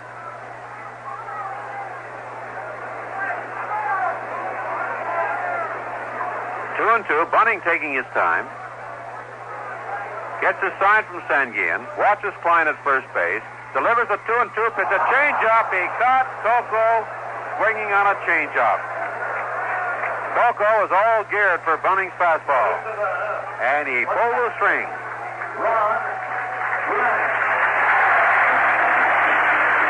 A great cheer for Ronnie Brand as he steps in for his fine defensive play in the top half of the 6th inning. In backing up a wild throw at first base, preventing a runner from moving into scoring position. 1 out. Brand the batter. Ronnie hasn't had a hit tonight. He's 0 for 2. He struck out and flied out to right field. Takes the first pitch low for ball 1. Brand to be followed by Bobby Wine.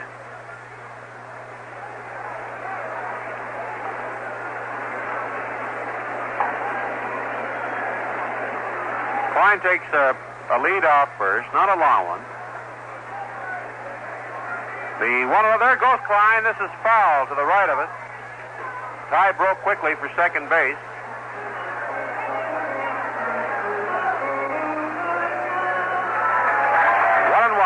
On Ronnie Brand.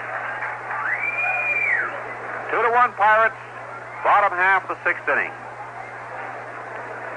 Pirates 7 hits, the Expos 7 hits.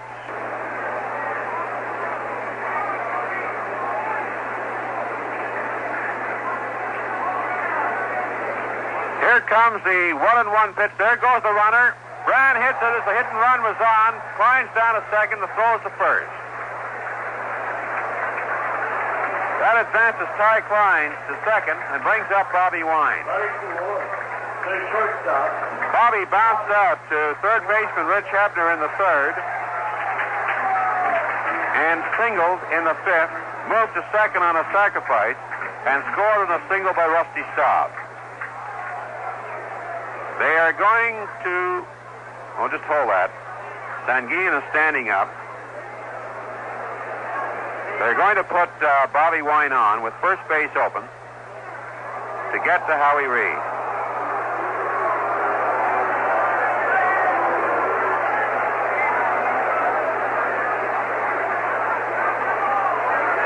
Well, Reed is not known as a hitter, but fans will remember against St. Louis, he plunked one into Jonesville.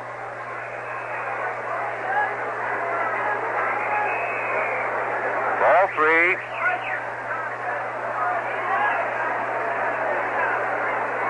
Now it's ball 4. Reed has had 3 hits in 14 trips, including a home run. But now we're going to see a pinch hitter for Howie Reed. He hasn't been announced yet, but Kevin Collins is in the on-deck circle, and out comes Bill Burton for a conference at the Hill with Jim Bunning. Don Shaw is warming up for the Expos and will come on to pitch. Your attention, please. Video is number 8, Kevin Collins. Collins will pinch hit for Reed. As Gene Mark figures, now is the time to get some runs in. So Collins will pinch hit. Kevin is hitting 162. His first trip to the plate as an Expo, he got a double in a losing cause. And that was as a pinch hitter. So Cline's on second, Wine's on first. The first pitch to Collins is popped into the air. He thought a play, I believe, yes. And a one-handed catch by a fan down to our right. Fan sitting a couple of rows in front of Yogi Berra. Yogi Berra is down there with Rube Walker, one of the other Mets coaches, and Joe Pignatano. They're all sitting together. 0-1 to count on Kev Collins. 2 out, bottom of the 6th. The runner in scoring position is Ty Cline. The pitch is low and away for ball 1. Cline led off with a single. LeBoy struck out. Bryan grounded out with Cline moving down to second on the play. And Wine was passed intentionally so they can get to Reed. But Collins was in here pinch hitting for Howie Reed. The 1-1 delivery, a change-up, hit down the line, fair or foul, I don't know. It is fair, a home run for Kevin Collins. Listen to the crowd.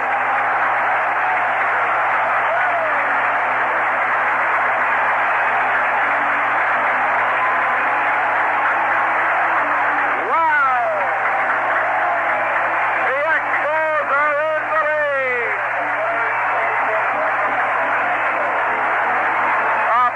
Hit home run. A pinch hit home run for Kev Collins in the bottom half of the 6th inning. Another first for the Expos. The first time the Expos have had a pinch hit home run. Wow, the crowd really roaring. What a bat by Kev Collins. They pitch to it off of Phillips, is fouled over the screen. Jim Bunning threw the gopher to Kev Collins, and Collins was looking for it. Bunning just floated it in there on the changeup. Collins just took a hitch, got set for it, and knocked it over the right field fence. Low and inside to Phillips. 1-1 the count. The crowd's still talking about it. You know, I even heard a few boos when they introduced Collins as a pinch hitter, as the second guessers kind of thought that Howie Reed should have been left in there Accidental foul to the right of home plate into the seats. 1-2. To Adolfo Phillips. The Expos are leading this ball game 4-2. And are the fans ever happy? A pinch hit home run, the first pinch hit home run by an Expo. The honor goes to Kev Collins. Driving in Ty Cline and Bobby Wine. The pitch is inside to Phillips. The count is 2-2. Lou Maroney warming up again. Ball gets away from him into right field. Time is called. As the ball is retrieved. 2 balls and 2 strikes.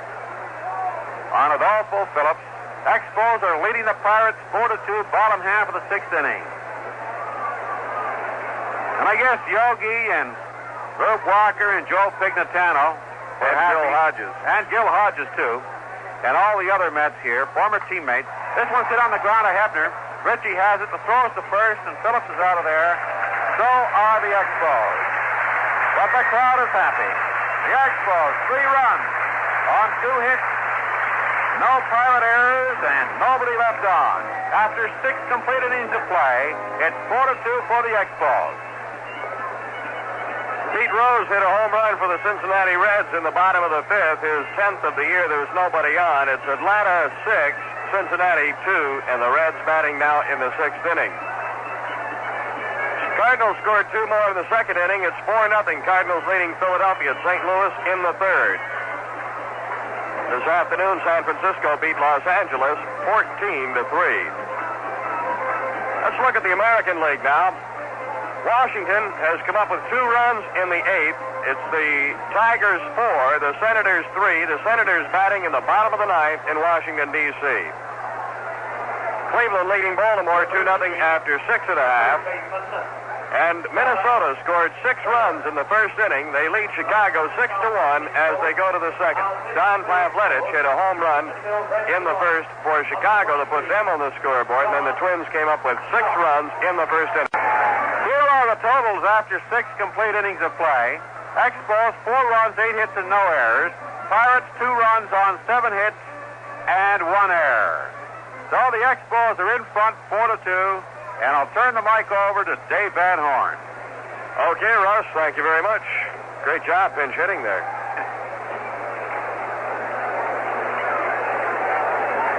Carl Taylor, Willie Stargell, Roberto Clemente here in the 7th. Taylor is 1 for 2 with a walk. Don Shaw delivers. Pitch is down low, ball 1. Taylor flied to center in the 1st, walked in the 2nd, doubled in the 5th down the right field line. Don Shaw now for the Expos. Left-hander deals. It's low, ball 2, 2-0. Don, of course, in need of some work. He's been working hard to get that pitching feeling once again. He's just recently completed 2 weeks serving the Army in the States. Here's a strike on the inside corner, 2-1. Shaw's making his 24th appearance. His 23rd in relief. Got a 1-5 record. 2-1. Swung on and missed. Strike 2. Taylor took a vicious swing. Outfield pretty much straight away. Staub is deep in right for Taylor. Rusty plays at deep right field. The 2-2 pitch. Swung on and a high bounder. Laboy lost the ball in the lights. It went over his head out into left field. Taylor beats it out. Coco lost that ball, took a high hop right up in the lights, and Coco couldn't see it. He just had to duck, put the glove up, and hope that maybe he came up with something, but he didn't. That's a base hit for Taylor. Ball was all right when it was on the ground, but it took that high hop into the air and got right up in the lights, which are the standard that is off to the right behind home plate, and Coco lost it. Blinded as he looked up into the lights to try to find that ball. Taylor's the runner at first. Willie Stargell 1 for 3. Ron Brandt out to the mound to talk to Don Shaw. Right now, let's take 10 seconds for station identification. This is the Expos Baseball Radio Network. This is the flagship station of the Montreal Expos, WEAV, AM and FM, Plattsburgh, New York, the mighty 96. This is the home of Expo baseball in the Capital District, WHRL in Albany, New York. Don Shaw's on the mound. Pirates have got a runner at first base, Carl Taylor. Nobody out. Willie Stargell, the batter. Outfield deep and around to the right. Shaw getting the sign from Brand. Don Shaw, former New York Met. Gives the runner a look. The pitch. Curveball swung on, hit hard, right center, going back Phillips, but this is out of here. It's a home run up against the wall beyond the 5-foot fence around Jerry Park, and the ball game is tied up. Stargell with his second home run in as many nights, tying it up here in the 7th with a 2-run homer for Willie, his 14th of the year. Stargell now for the year with 50 RBIs. So it's a new one again. This time 4-4. That was the 9th hit for the Pirates. Here's Roberto Clemente. He's 1 for 2 with a sacrifice. Got an infield hit in the first inning. Popped up to Hermoso in the 3rd. Sacrifice fly to center in the 5th. Swing and a miss for a strike. 0-1 to the right-hand hitter. Hebner on deck.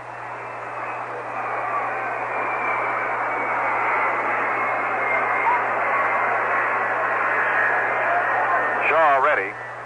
The pitch. Swung on and missed for strike 2. 0-2 to Roberto Clemente.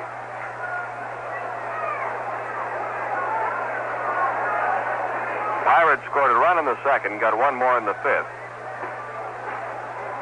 The Expos scored a run in the bottom of the 5th, and then came up with 3 in the 6th to take a 4-2 lead, and then Stargell's home run tied it up. Low and away to Clemente for a ball. 1 ball, 2 strikes. Well, we've seen some home runs in this ballpark the last couple of nights. Expos hit 4 last night themselves. The 1-2 pitch is down low. Count is even to Clemente, 2 balls, 2 strikes.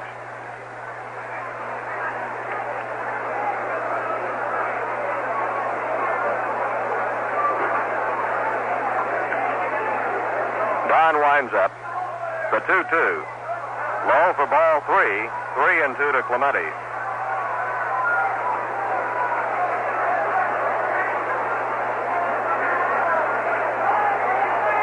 Final game of the series. The Expos need this one to split the series with the Pirates.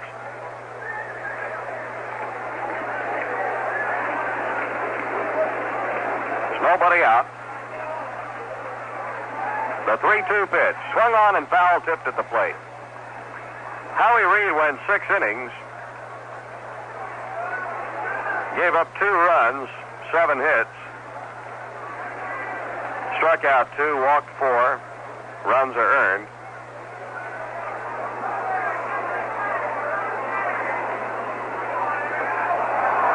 Clemente's on. Pitch is low. So after getting out in front, he lost him. Don gives up a walk to Roberto Clemente, and the batter will be Rich Hebner. Richie Hebner. Hebner is 0 for 2 with a walk. He's fouled out to the catcher, Ron Brand, flied out to left, walked in the 5th. We're going to get activity in the Expos bullpen. Dick Raditz has gone down to warm up, and manager Gene Mauch is out to the mound to talk to Don Shaw. He's joined by the catcher, Ron Brand. So they're discussing this situation. Just how Don's going to pitch to Hebner. And Raditz, the right-hander, working in the bullpen.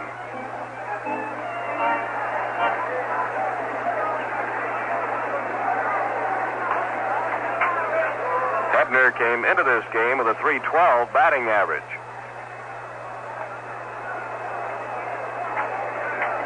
Dropped a point or 2. Shaw looks at the runner, Clemente, the pitch. Taken high. Ball 1. Infield looking for the bunt. The catcher, Manny Sanguillen, is on deck. There have been 17 hits in this ball game. Pirates with 9 of them. Expos 8. And we're tied 4-4. Shaw at the belt, looks at his runner. Here's the pitch. Hebner squares around, tried to bunt it, foul tipped it off to the right side. 1 ball, 1 strike.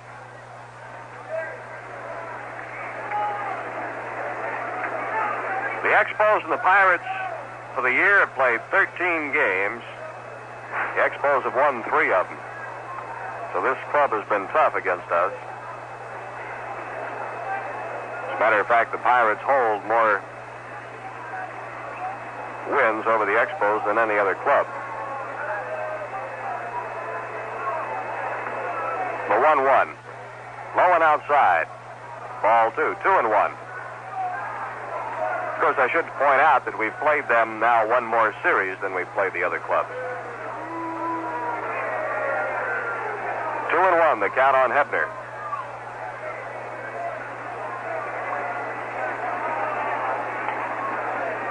Stretch. Here's the pitch. It's bunted foul, first base side, strike 2.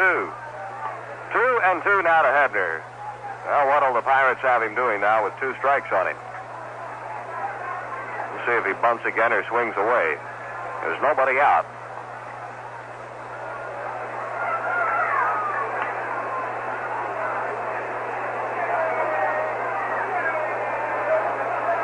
Outfield around to the right for this left-hand hitter. The infield pulled over that way, too.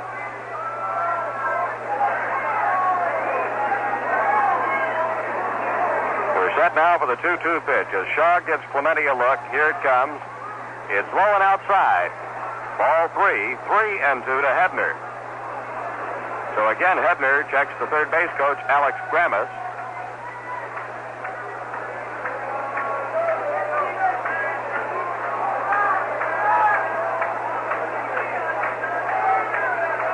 Shaw set. The pause and the pitch. It's inside, ball 4. He lost him. So a couple of walks by Don Shaw. Following those 2 hits, one of which was a Stargell 2-run homer. And the Pirates have got runners at first and second with nobody out. And the game tied 4-4. And Dick Raditz, the right-hander, had just started to warm up. Pitching coach Cal McLish has gone down to check with Raditz, and he'll want to know just as soon as Raditz is ready, undoubtedly. Sanguillen, right-hand hitter, steps in. He's 1 for 3. Punts the first pitch. Foul, third base side. 0-1.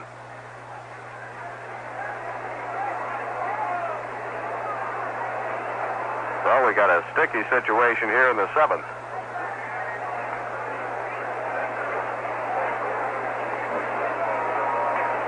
Gene Alley is on deck.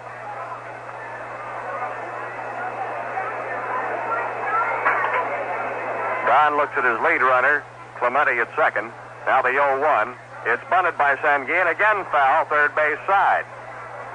Sanguillen's holding that bat in close to his body and standing back in the box. He's not really getting out there like a lot of the hitters will when they're trying to bunt. Keep that ball in play. Pull that bat back into him. And as we said, he stands back in the box anyway, and when he drops that left foot back, he's way back there, and he's bunted the ball twice, foul to the left. And it wasn't close. The stretch, the 0-2 pitch. Swung on. Ground ball, left side, wind to second for 1. Back to first, double play. The Expos turn a double play. Clemente goes to third. 6-4-3. 2 outs. The batter, Gene Alley. He's 2 for 3. The right-hand hitter got a hit in the 2nd, grounded out to LeBoy in the 4th, got a base hit to center in the 6th.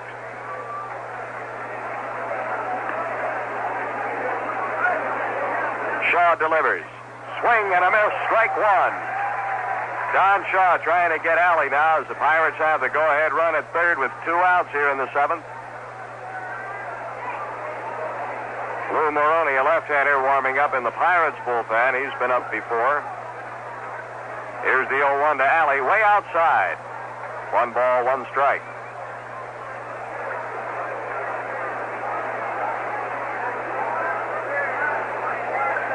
Well, he's the sixth man to come to the plate for the Pirates here in the seventh.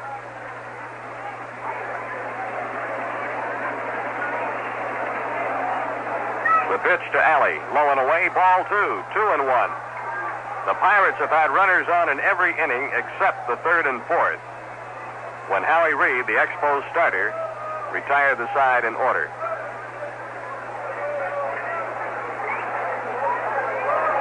They've left 8 men on base tonight. Here's the pitch to Alley, the 2-1, swung on, ground ball to the left. Bobby Wine has got it. The throw to first, that's all for the Pirates. 2 runs, 2 hits, no errors, 1 left. Score at the end of 6 1/2. Expos 4, Pittsburgh 4. All right, on the out-of-town scoreboard in the American League, Washington leads Detroit 3-1. In the bottom half of the ninth, Frank Howard hit his 34th home run of the year in the 6th inning for Washington. Boston at New York was postponed by rain. Cleveland leads Baltimore 2-0 in the bottom half of the 7th inning. Minnesota out in front of Chicago 6-3, bottom of the 2nd. Oakland is at Seattle. That game will be getting underway later on. In the National League, Atlanta at Cincinnati. It's 6-2 for the Braves over the Reds in the bottom of the 6th. Phil Negro scoring against Jim Merritt.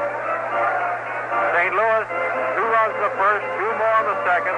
Leads Philadelphia 4-0, top half of the 3rd inning. Pete Rose hit a home run for Cincinnati, his 10th of the year, in the 5th inning in that Cincinnati-Atlanta game. Giants beat the Dodgers 14-13 this afternoon. Well, the Expos are at bat in the bottom half of the 7th inning, leading off with Angel Hermoso. Angel is 0 for 3. Bunning delivers. Angel squared around on it, but let it go low. Ball 1. 1-0. A 4-4 ball game here in the bottom of the 7th. Bunning winds it up. His pitch. Swung on. Ball hit well left field. Stargell going back a few steps. He's there. And Hermoso is out. That'll bring Rusty Staub to the plate. Rusty is 1 for 3. He lined out to left in the 1st inning, flied to left in the 4th, got a base hit to right center in the 5th, and drove in a run. And on deck is Mac Jones.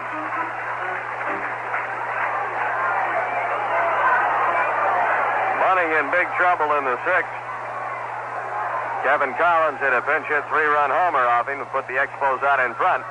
But the Pirates came up with 2 on Stargell's home run in the 7th to tie it up. So Bunning has stayed in the ball game. He got new life from Willie Stargell's home run. The 1-0 to Staub. Swung on, foul, way down to the left. 1 ball, 1 strike.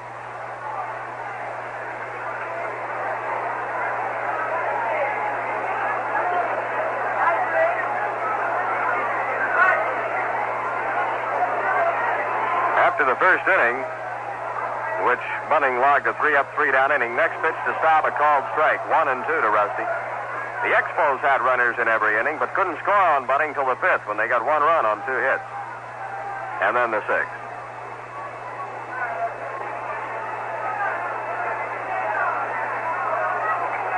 Bunning looking down to Sanguillen is ready.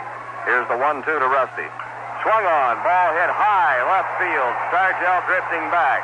He's under it, and he's got it. 2 away. Jim Bunning making his 21st start of the year. He has only 4 complete games, a 3.62 ERA. Coming into tonight's game, he's 1-8 and lost 6. And he has survived this game so far, which is all even here in the 7th. 4 apiece. Mac Jones with 2 outs, nobody on. Mac's 1 for 3. Left-hand hitter. Let the first one go inside. Ball 1.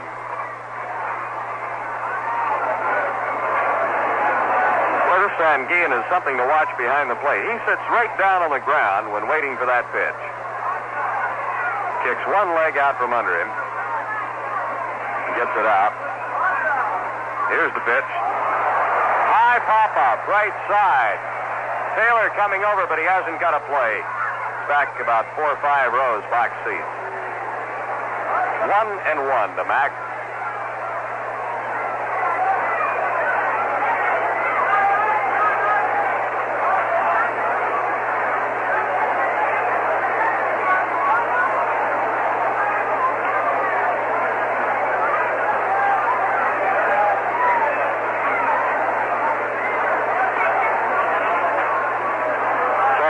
Sets the target and then drops down. Here's the pitch. Swung on, line drive right to the first baseman, Carl Taylor, and that's it for Mac and for the Expos. 3 up, 3 down in the 7th, nothing across. After 7 at Jarry Park, Expos 4, Pirates 4. Fans have asked this question many times on the Expo baseball radio broadcast. Have you got your copy of the Expo yearbook? Well, again, if you haven't, I've got to remind you that the summer is passing very quickly. Soon we'll be into the month of August and then into September. So do it now. Send $1.25 to Yearbook, Jarry Park, Montreal. Tell you what you'll get. You'll get a souvenir booklet that you'll want to keep for years and years to come. A colorful booklet, the centerfold picture of the Expos taken in spring training. True, a lot of the players in that centerfold picture are no longer with the club, but this is probably more reason why you want to get your copy of this year's yearbook, to keep it as a souvenir for years and years to come, to say, there, I've got the picture of the original Expos way back in the year 1969 when they broke into Major League Baseball, bringing Major League Baseball to Canada outside the United States. So that's $1.25 to Yearbook, Jarry Park, Montreal. Well, the Pirates are coming to bat, top half of the 8th inning. The first man up for the Pirates is little Freddie Patek. Well, Ready Freddie tonight is 0 for 3. He got on base on a fielder's choice in the 2nd and scored a run. Bounced out to LeBoy in the 4th, flied out to Phillips in the 6th. Don Shaw, the left-hander, delivers to Patek, and a strike called. 0-1 on this little guy. These Pirates came into this one 11.5 games behind Chicago. They're in 4th place in the Eastern Division. Swing and a miss, strike 2. Hey, I wonder how a little guy like that can swing that hard. Well, we have seen him meet that ball a couple of times with a swing like that, haven't we, Russ? Last night he hit it right to the fence. Jones made a great catch on it. 0-2, swung on and missed. He's out of there. Don Shaw with a strikeout. Well, the batter will be the pitcher, Jim Bunning. Officially, tonight, he's 0 for 1. He walked in the 2nd, popped up to LeBoy in the 4th, sacrificed in the 6th. That's right. Alou on deck. Pitch to Bunning, outside, ball 1. 11,935 fans here at Jarry Park tonight. We're expecting big crowds here for the weekend. The 1-0 pitch. Swung on and a ground ball. The boy's got it, drops it, picks it up. The throw is in time to get Bunning at first. Close play, but LeBoy recovered in time.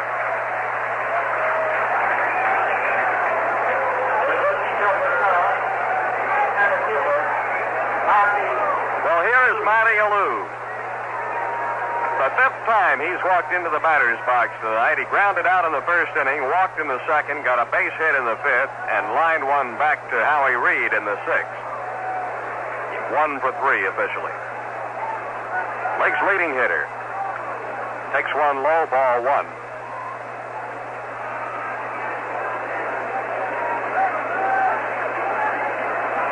4-4 ball game here in the 8th.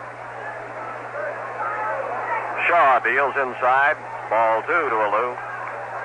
Don Shaw charged with the responsibility now of holding this game, holding the Pirates right there where they are at 4 runs. And it'll be up to the Expos to get some runs. The pitch. Inside, ball 3. 3-0 to Alou. Pointed this out in the last inning. Don has not worked a great deal, having been in the Army for 2 weeks. The 3-0 pitch. A strike. Alou was taking all the way. 3-1.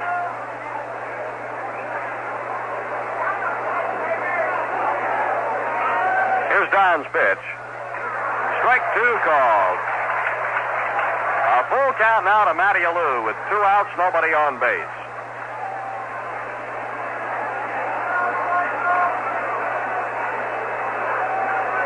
Here comes the pitch. Swung on. Fly ball. Center field. Phillips on the run. He's got it. Over into right center. Adolfo came up with it. Alou is out. And the side is retired in the 8th. Nothing across for the Pirates. The score at the end of 7.5. Montreal 4, Pittsburgh 4. Fans, we were mentioning earlier the number of groups here at Jarry Park. Well, we mention this in every baseball broadcast we do from Jarry Park because every night, every afternoon, you see groups from all over the province of Quebec, many parts of Ontario, even fans coming in from Western Canada, and certainly, of course, from the northeastern United States. Tonight, all kinds of groups. We mentioned groups from Bolivier, Quebec, from Verdun, which is, of course, nearby in Quebec, and Dorval also. There are other groups from around the states, groups every night, actually, from Plattsburgh. A lot of the border people, some of the people down in Plattsburgh own season tickets. Well, my point is this. If you've got a group somewhere along the Expo network, large enough, and you'd like to come to Montreal to see the Expos in action at Jarry Park, contact Mr. Roger Savard, and I'll tell you why. He can look after all the details for you. He'll make sure that your group is seated together in a choice section of the ballpark, and he'll also make sure that your chartered bus gets good parking. For the Expos, bottom half of the 8th, Ty Cline. Ty Cline having quite a night. Ty is 3 for 3. Left-hand hitter, Bunning delivers. Swung on, line drive, left field. Stargell on the run. He can't get to it. This will go to the fence. Cline is rounded first. He's headed for second. He's in there. His second double of the night. 4 for 4, including 2 doubles and a run scored. What a night Ty Cline is having. He has made mincemeat out of Jim Bunning's pitches. And with this ball game tied at 4-4, that's a big double. Ty's in scoring position with nobody out. Now Coco LeBoy, Ron Brand, and Bobby Wine will get a shot at driving him in. LeBoy is 0 for 3, grounded out, popped up, struck out. Coco's due.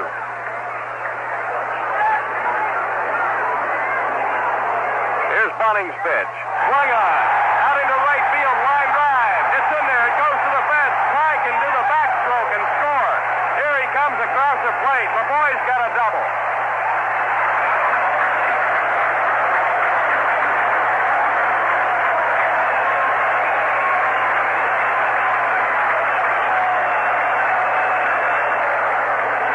Back-to-back doubles. 10 hits now for the Expos, and the Expos lead 5-4. That might have put the lid on Mr. Bunning's night. Bill Burton out there talking to him. Got action down in the Pirates bullpen. Lou Moroni had warmed up earlier. Right now, right-hander Bob Moose is warming up. We'll see whether they call Moose or not. Yeah, they've called for him. Well, that's it for Bunning.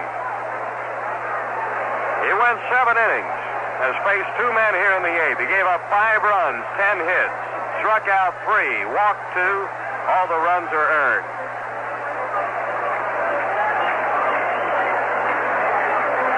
4 extra base hits tonight for the Expos so far.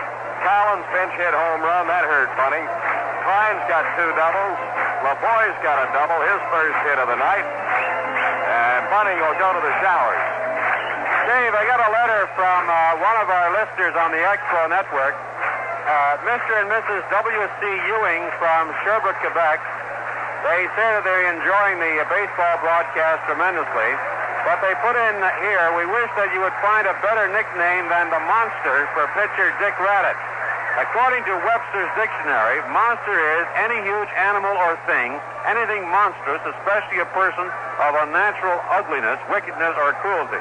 We are sure that you can find a more appropriate nickname for Radditt. Well, Mr. and Mrs. Ewing, I can tell you this, Dick Radditt takes all this in fun, and we did not give him the nickname the Monster. He's been called the Monster ever since he broke into baseball. As a matter of fact, you ask anybody in baseball, anywhere, to name the monster, and right away they'll say Dick Raditz.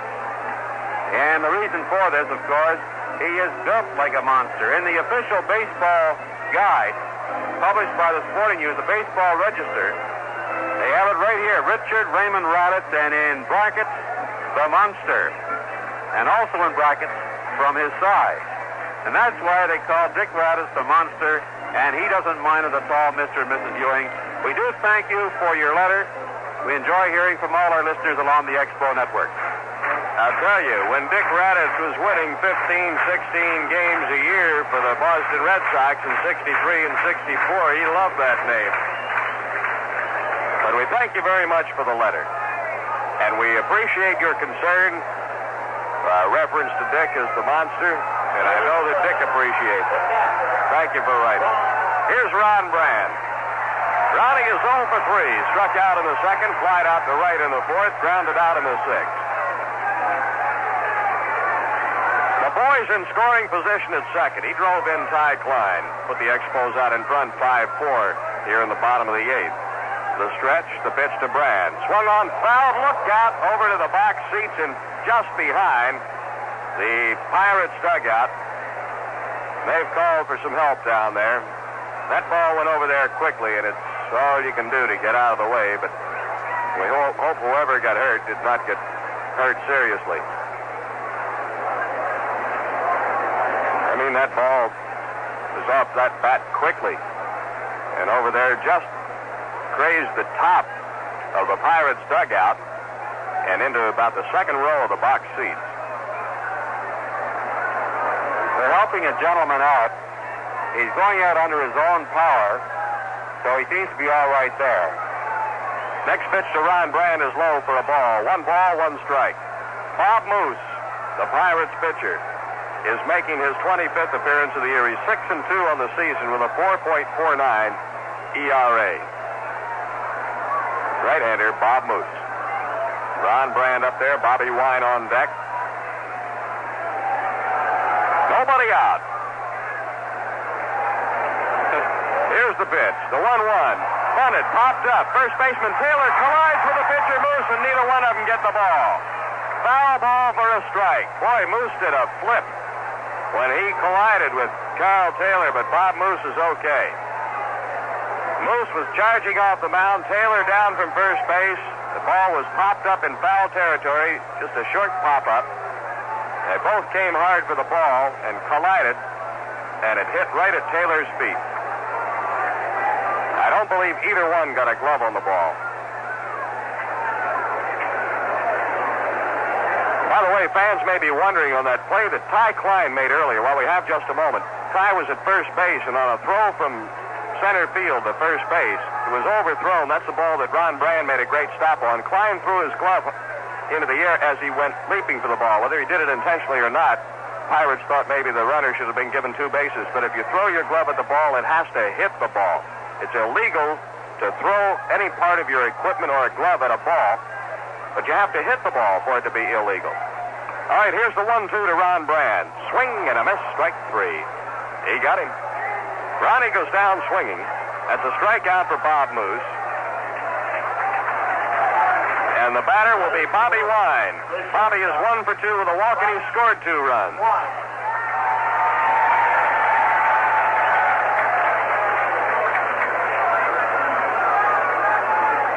Bunning's responsible for the runner, LeBoy, at second. Moose gives LeBoy a look. The pitch to Bobby. High and inside, ball 1.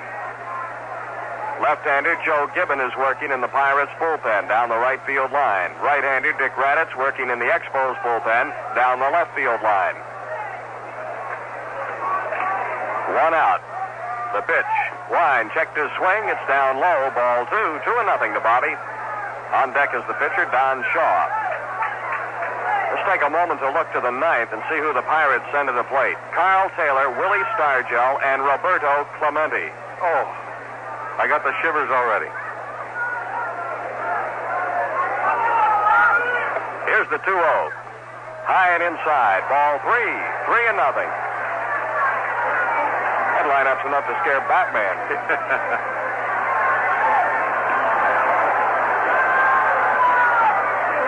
Expos are leading 5-4 here in the 8th. 3-0 now coming to Bobby Wine. Here it is. It's a strike call. Bobby was taken. 3-1.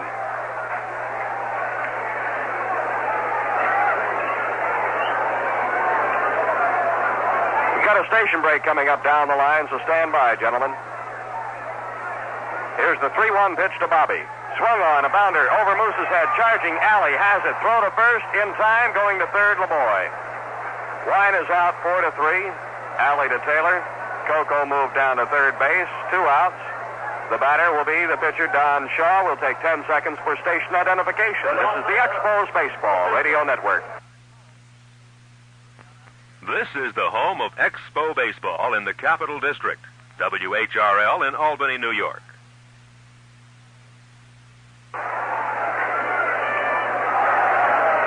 Bob Moose ready to deal with Don Shaw, left-hand hitting pitcher. Here comes. Shaw swings and misses strike 1. Don as a hitter is a fine pitcher. Don's 0 for 8. Fine way of putting it. He's 0 for 8. Now, he can hit that ball. We've watched Don a lot in batting practice. Here's the 0-1 pitch. Low and outside, ball 1. 1 ball, 1 strike. One thing, Dave, there's always got to be a first time. It may not come tonight, but there's got to be a first time. That's right. It could come on this next pitch. 1 ball, 1 strike to Don Shaw. Let's see if this is his first hit. Check swing. Strike called. 1 ball, 2 strikes. Moose got it right across the knees. Don didn't like the looks of it, thought it was a little too low, and he let it go. But Russ, deep down inside, I know he would have gotten a hit if he'd have gone after that. Here's the 1-2 pitch. This one hit the outside corner, called strike. That's all for Don and the Expos. Montreal with a big run on 2 hits. Doubles by Ty Cline and Coco LeBoy. No errors, 1 left. Well, here we go. Into the 9th. Expos 5, Pirates 4. Fans, here's a reminder from the Expo Special Events Division that 2 professional football games will be played at Cherry Park this year. 3 colorful NFL teams and 1 AFL squad will appear in Montreal. The first game will be played on August 25th, featuring the Detroit Lions of the National Football League and the Boston Patriots of the American Football League. The second game will be on September 11th between the New York Giants and the Pittsburgh Steelers, both members of the NFL. Tickets for both of these games are available now at all TRS locations in Canada and the United States. Tickets are on sale now. What an exciting opportunity for all you football fans along the Expo network.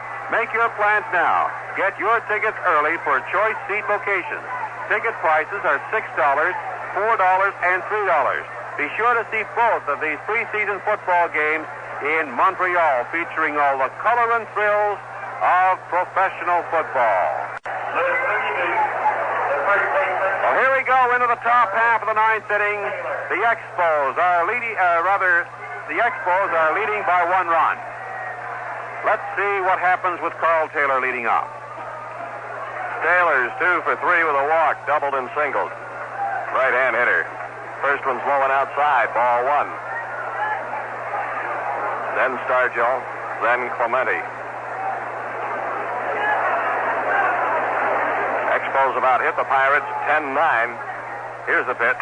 Swung on, ground ball, left side. Line backhands it, up with it, throw to first. That's all for Taylor, 1 away. Ball hit hard. Bobby Wine did a good job. I think I'm going to leave for a while now, Dave. You're going to leave me here, huh? Yep. Thanks. Stargell's 2 for 4. He's doubled and hit a 2-run homer in the 7th. In between his hits, popped out and struck out. First pitch to Stargell is low, ball 1. Left-hand hitter. Outfield around to the right. Infield playing him deep. Hermoso back on the grass. Cline all the way to the grass, protecting the line. The pitch swung on and missed. Strike 1. 1 ball, 1 strike.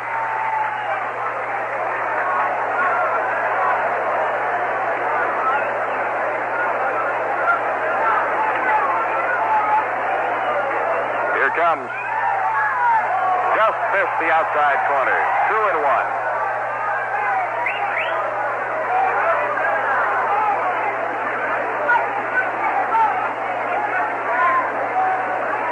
Shaw and Bunning involved in this decision right now.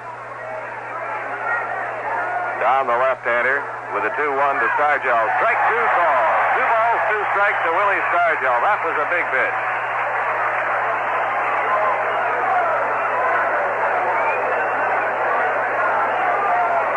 Everyone here in the ninth is a big one for Don Shaw in a 1-run ball game against these Pirates.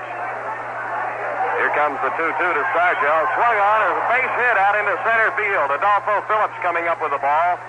Stargell will hold at first base.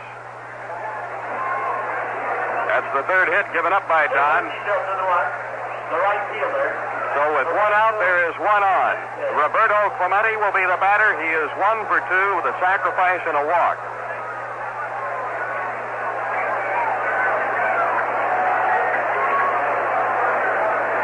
We're going to get a pinch runner at first base for Stargell. Ron Davis will run for Stargell at first base. Ron Davis. Clemente, right-hand hitter, steps in. The infield, a double play depth. Shaw gives Davis a look and steps off the rubber.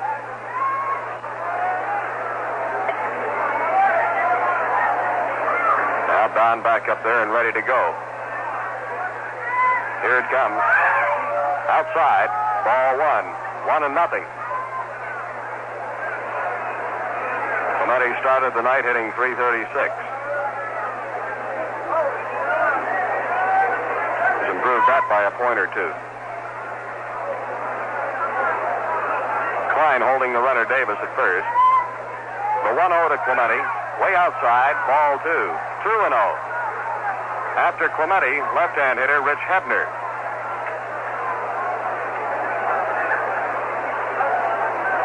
Stepped off the rubber on the back of the mound now, taking a deep breath. I want to remind you that Russ will have all the scores on the other games on the baseball scoreboard right after the broadcast of tonight's game. Don's at the belt. Here's the pitch. Low and outside, ball 3. 3-0 to Roberto Clemente.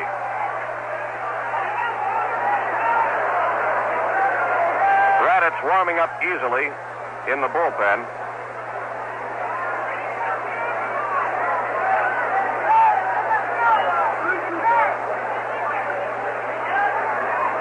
Pause. Now the pitch. Way outside. Ball 4. Going down to second is Davis. The ball got away and went back to the backstop. Ron Brand picked it up quickly as Davis made the turn at second, but he'll hold up right there. So Clemente is on with a walk. Running for Stargell. Third walk given up by Don Shaw. And now the Pirates have got runners at first and second with 1 out, and a left-hand hitter, Rich Hebner, coming to the plate. Hebner in the first inning fouled out to Ron Brand, flied to Mac Jones in left in the third, and then drew walks in the 5th and 7th. So he's 0 for 2 officially. The third baseman, Richie Hebner. Davis, the runner at second, Clemente at first. Expos leading 5-4. That hit by Stargell, by the way, even the teams in that department at 10 each. Don's first pitch. Swung on and missed. Strike 1.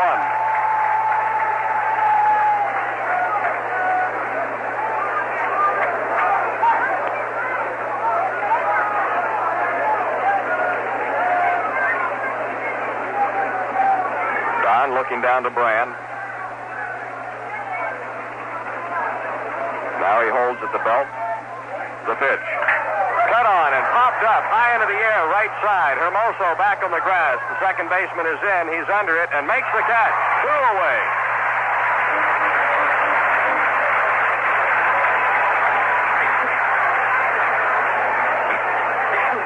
Excuse me.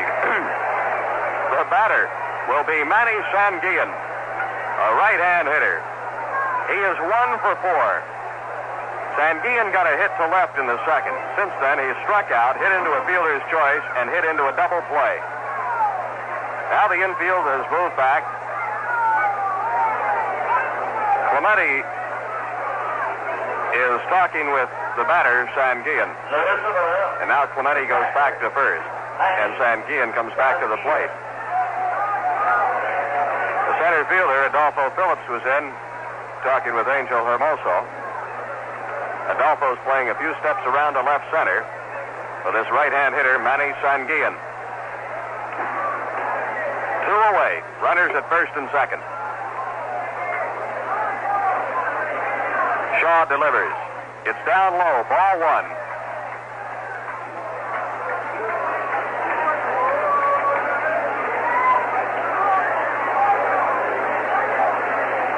A lot of the fans making their way toward the exits, but they're not leaving. The 1-0 pitch. Swung on and foul tip. Back behind the plate. 1 ball and 1 strike.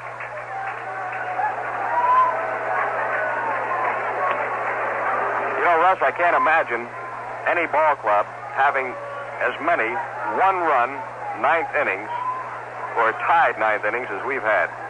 Fantastic. Ready for the 1-1 to Sanguillen. Swung on, and it's right back to Shaw. He dropped the ball, picks it up, throws to first. It's in time, and he wins the ball game. Don Shaw had that line drive pop out of his glove. He tried to catch it with his bare hand, dropped it, threw to first to get Sanguillen, and Gene Mark out with a big smile on his face to shake Don's hand. Shaw made the big play, and the Expos beat the Pirates 5-4.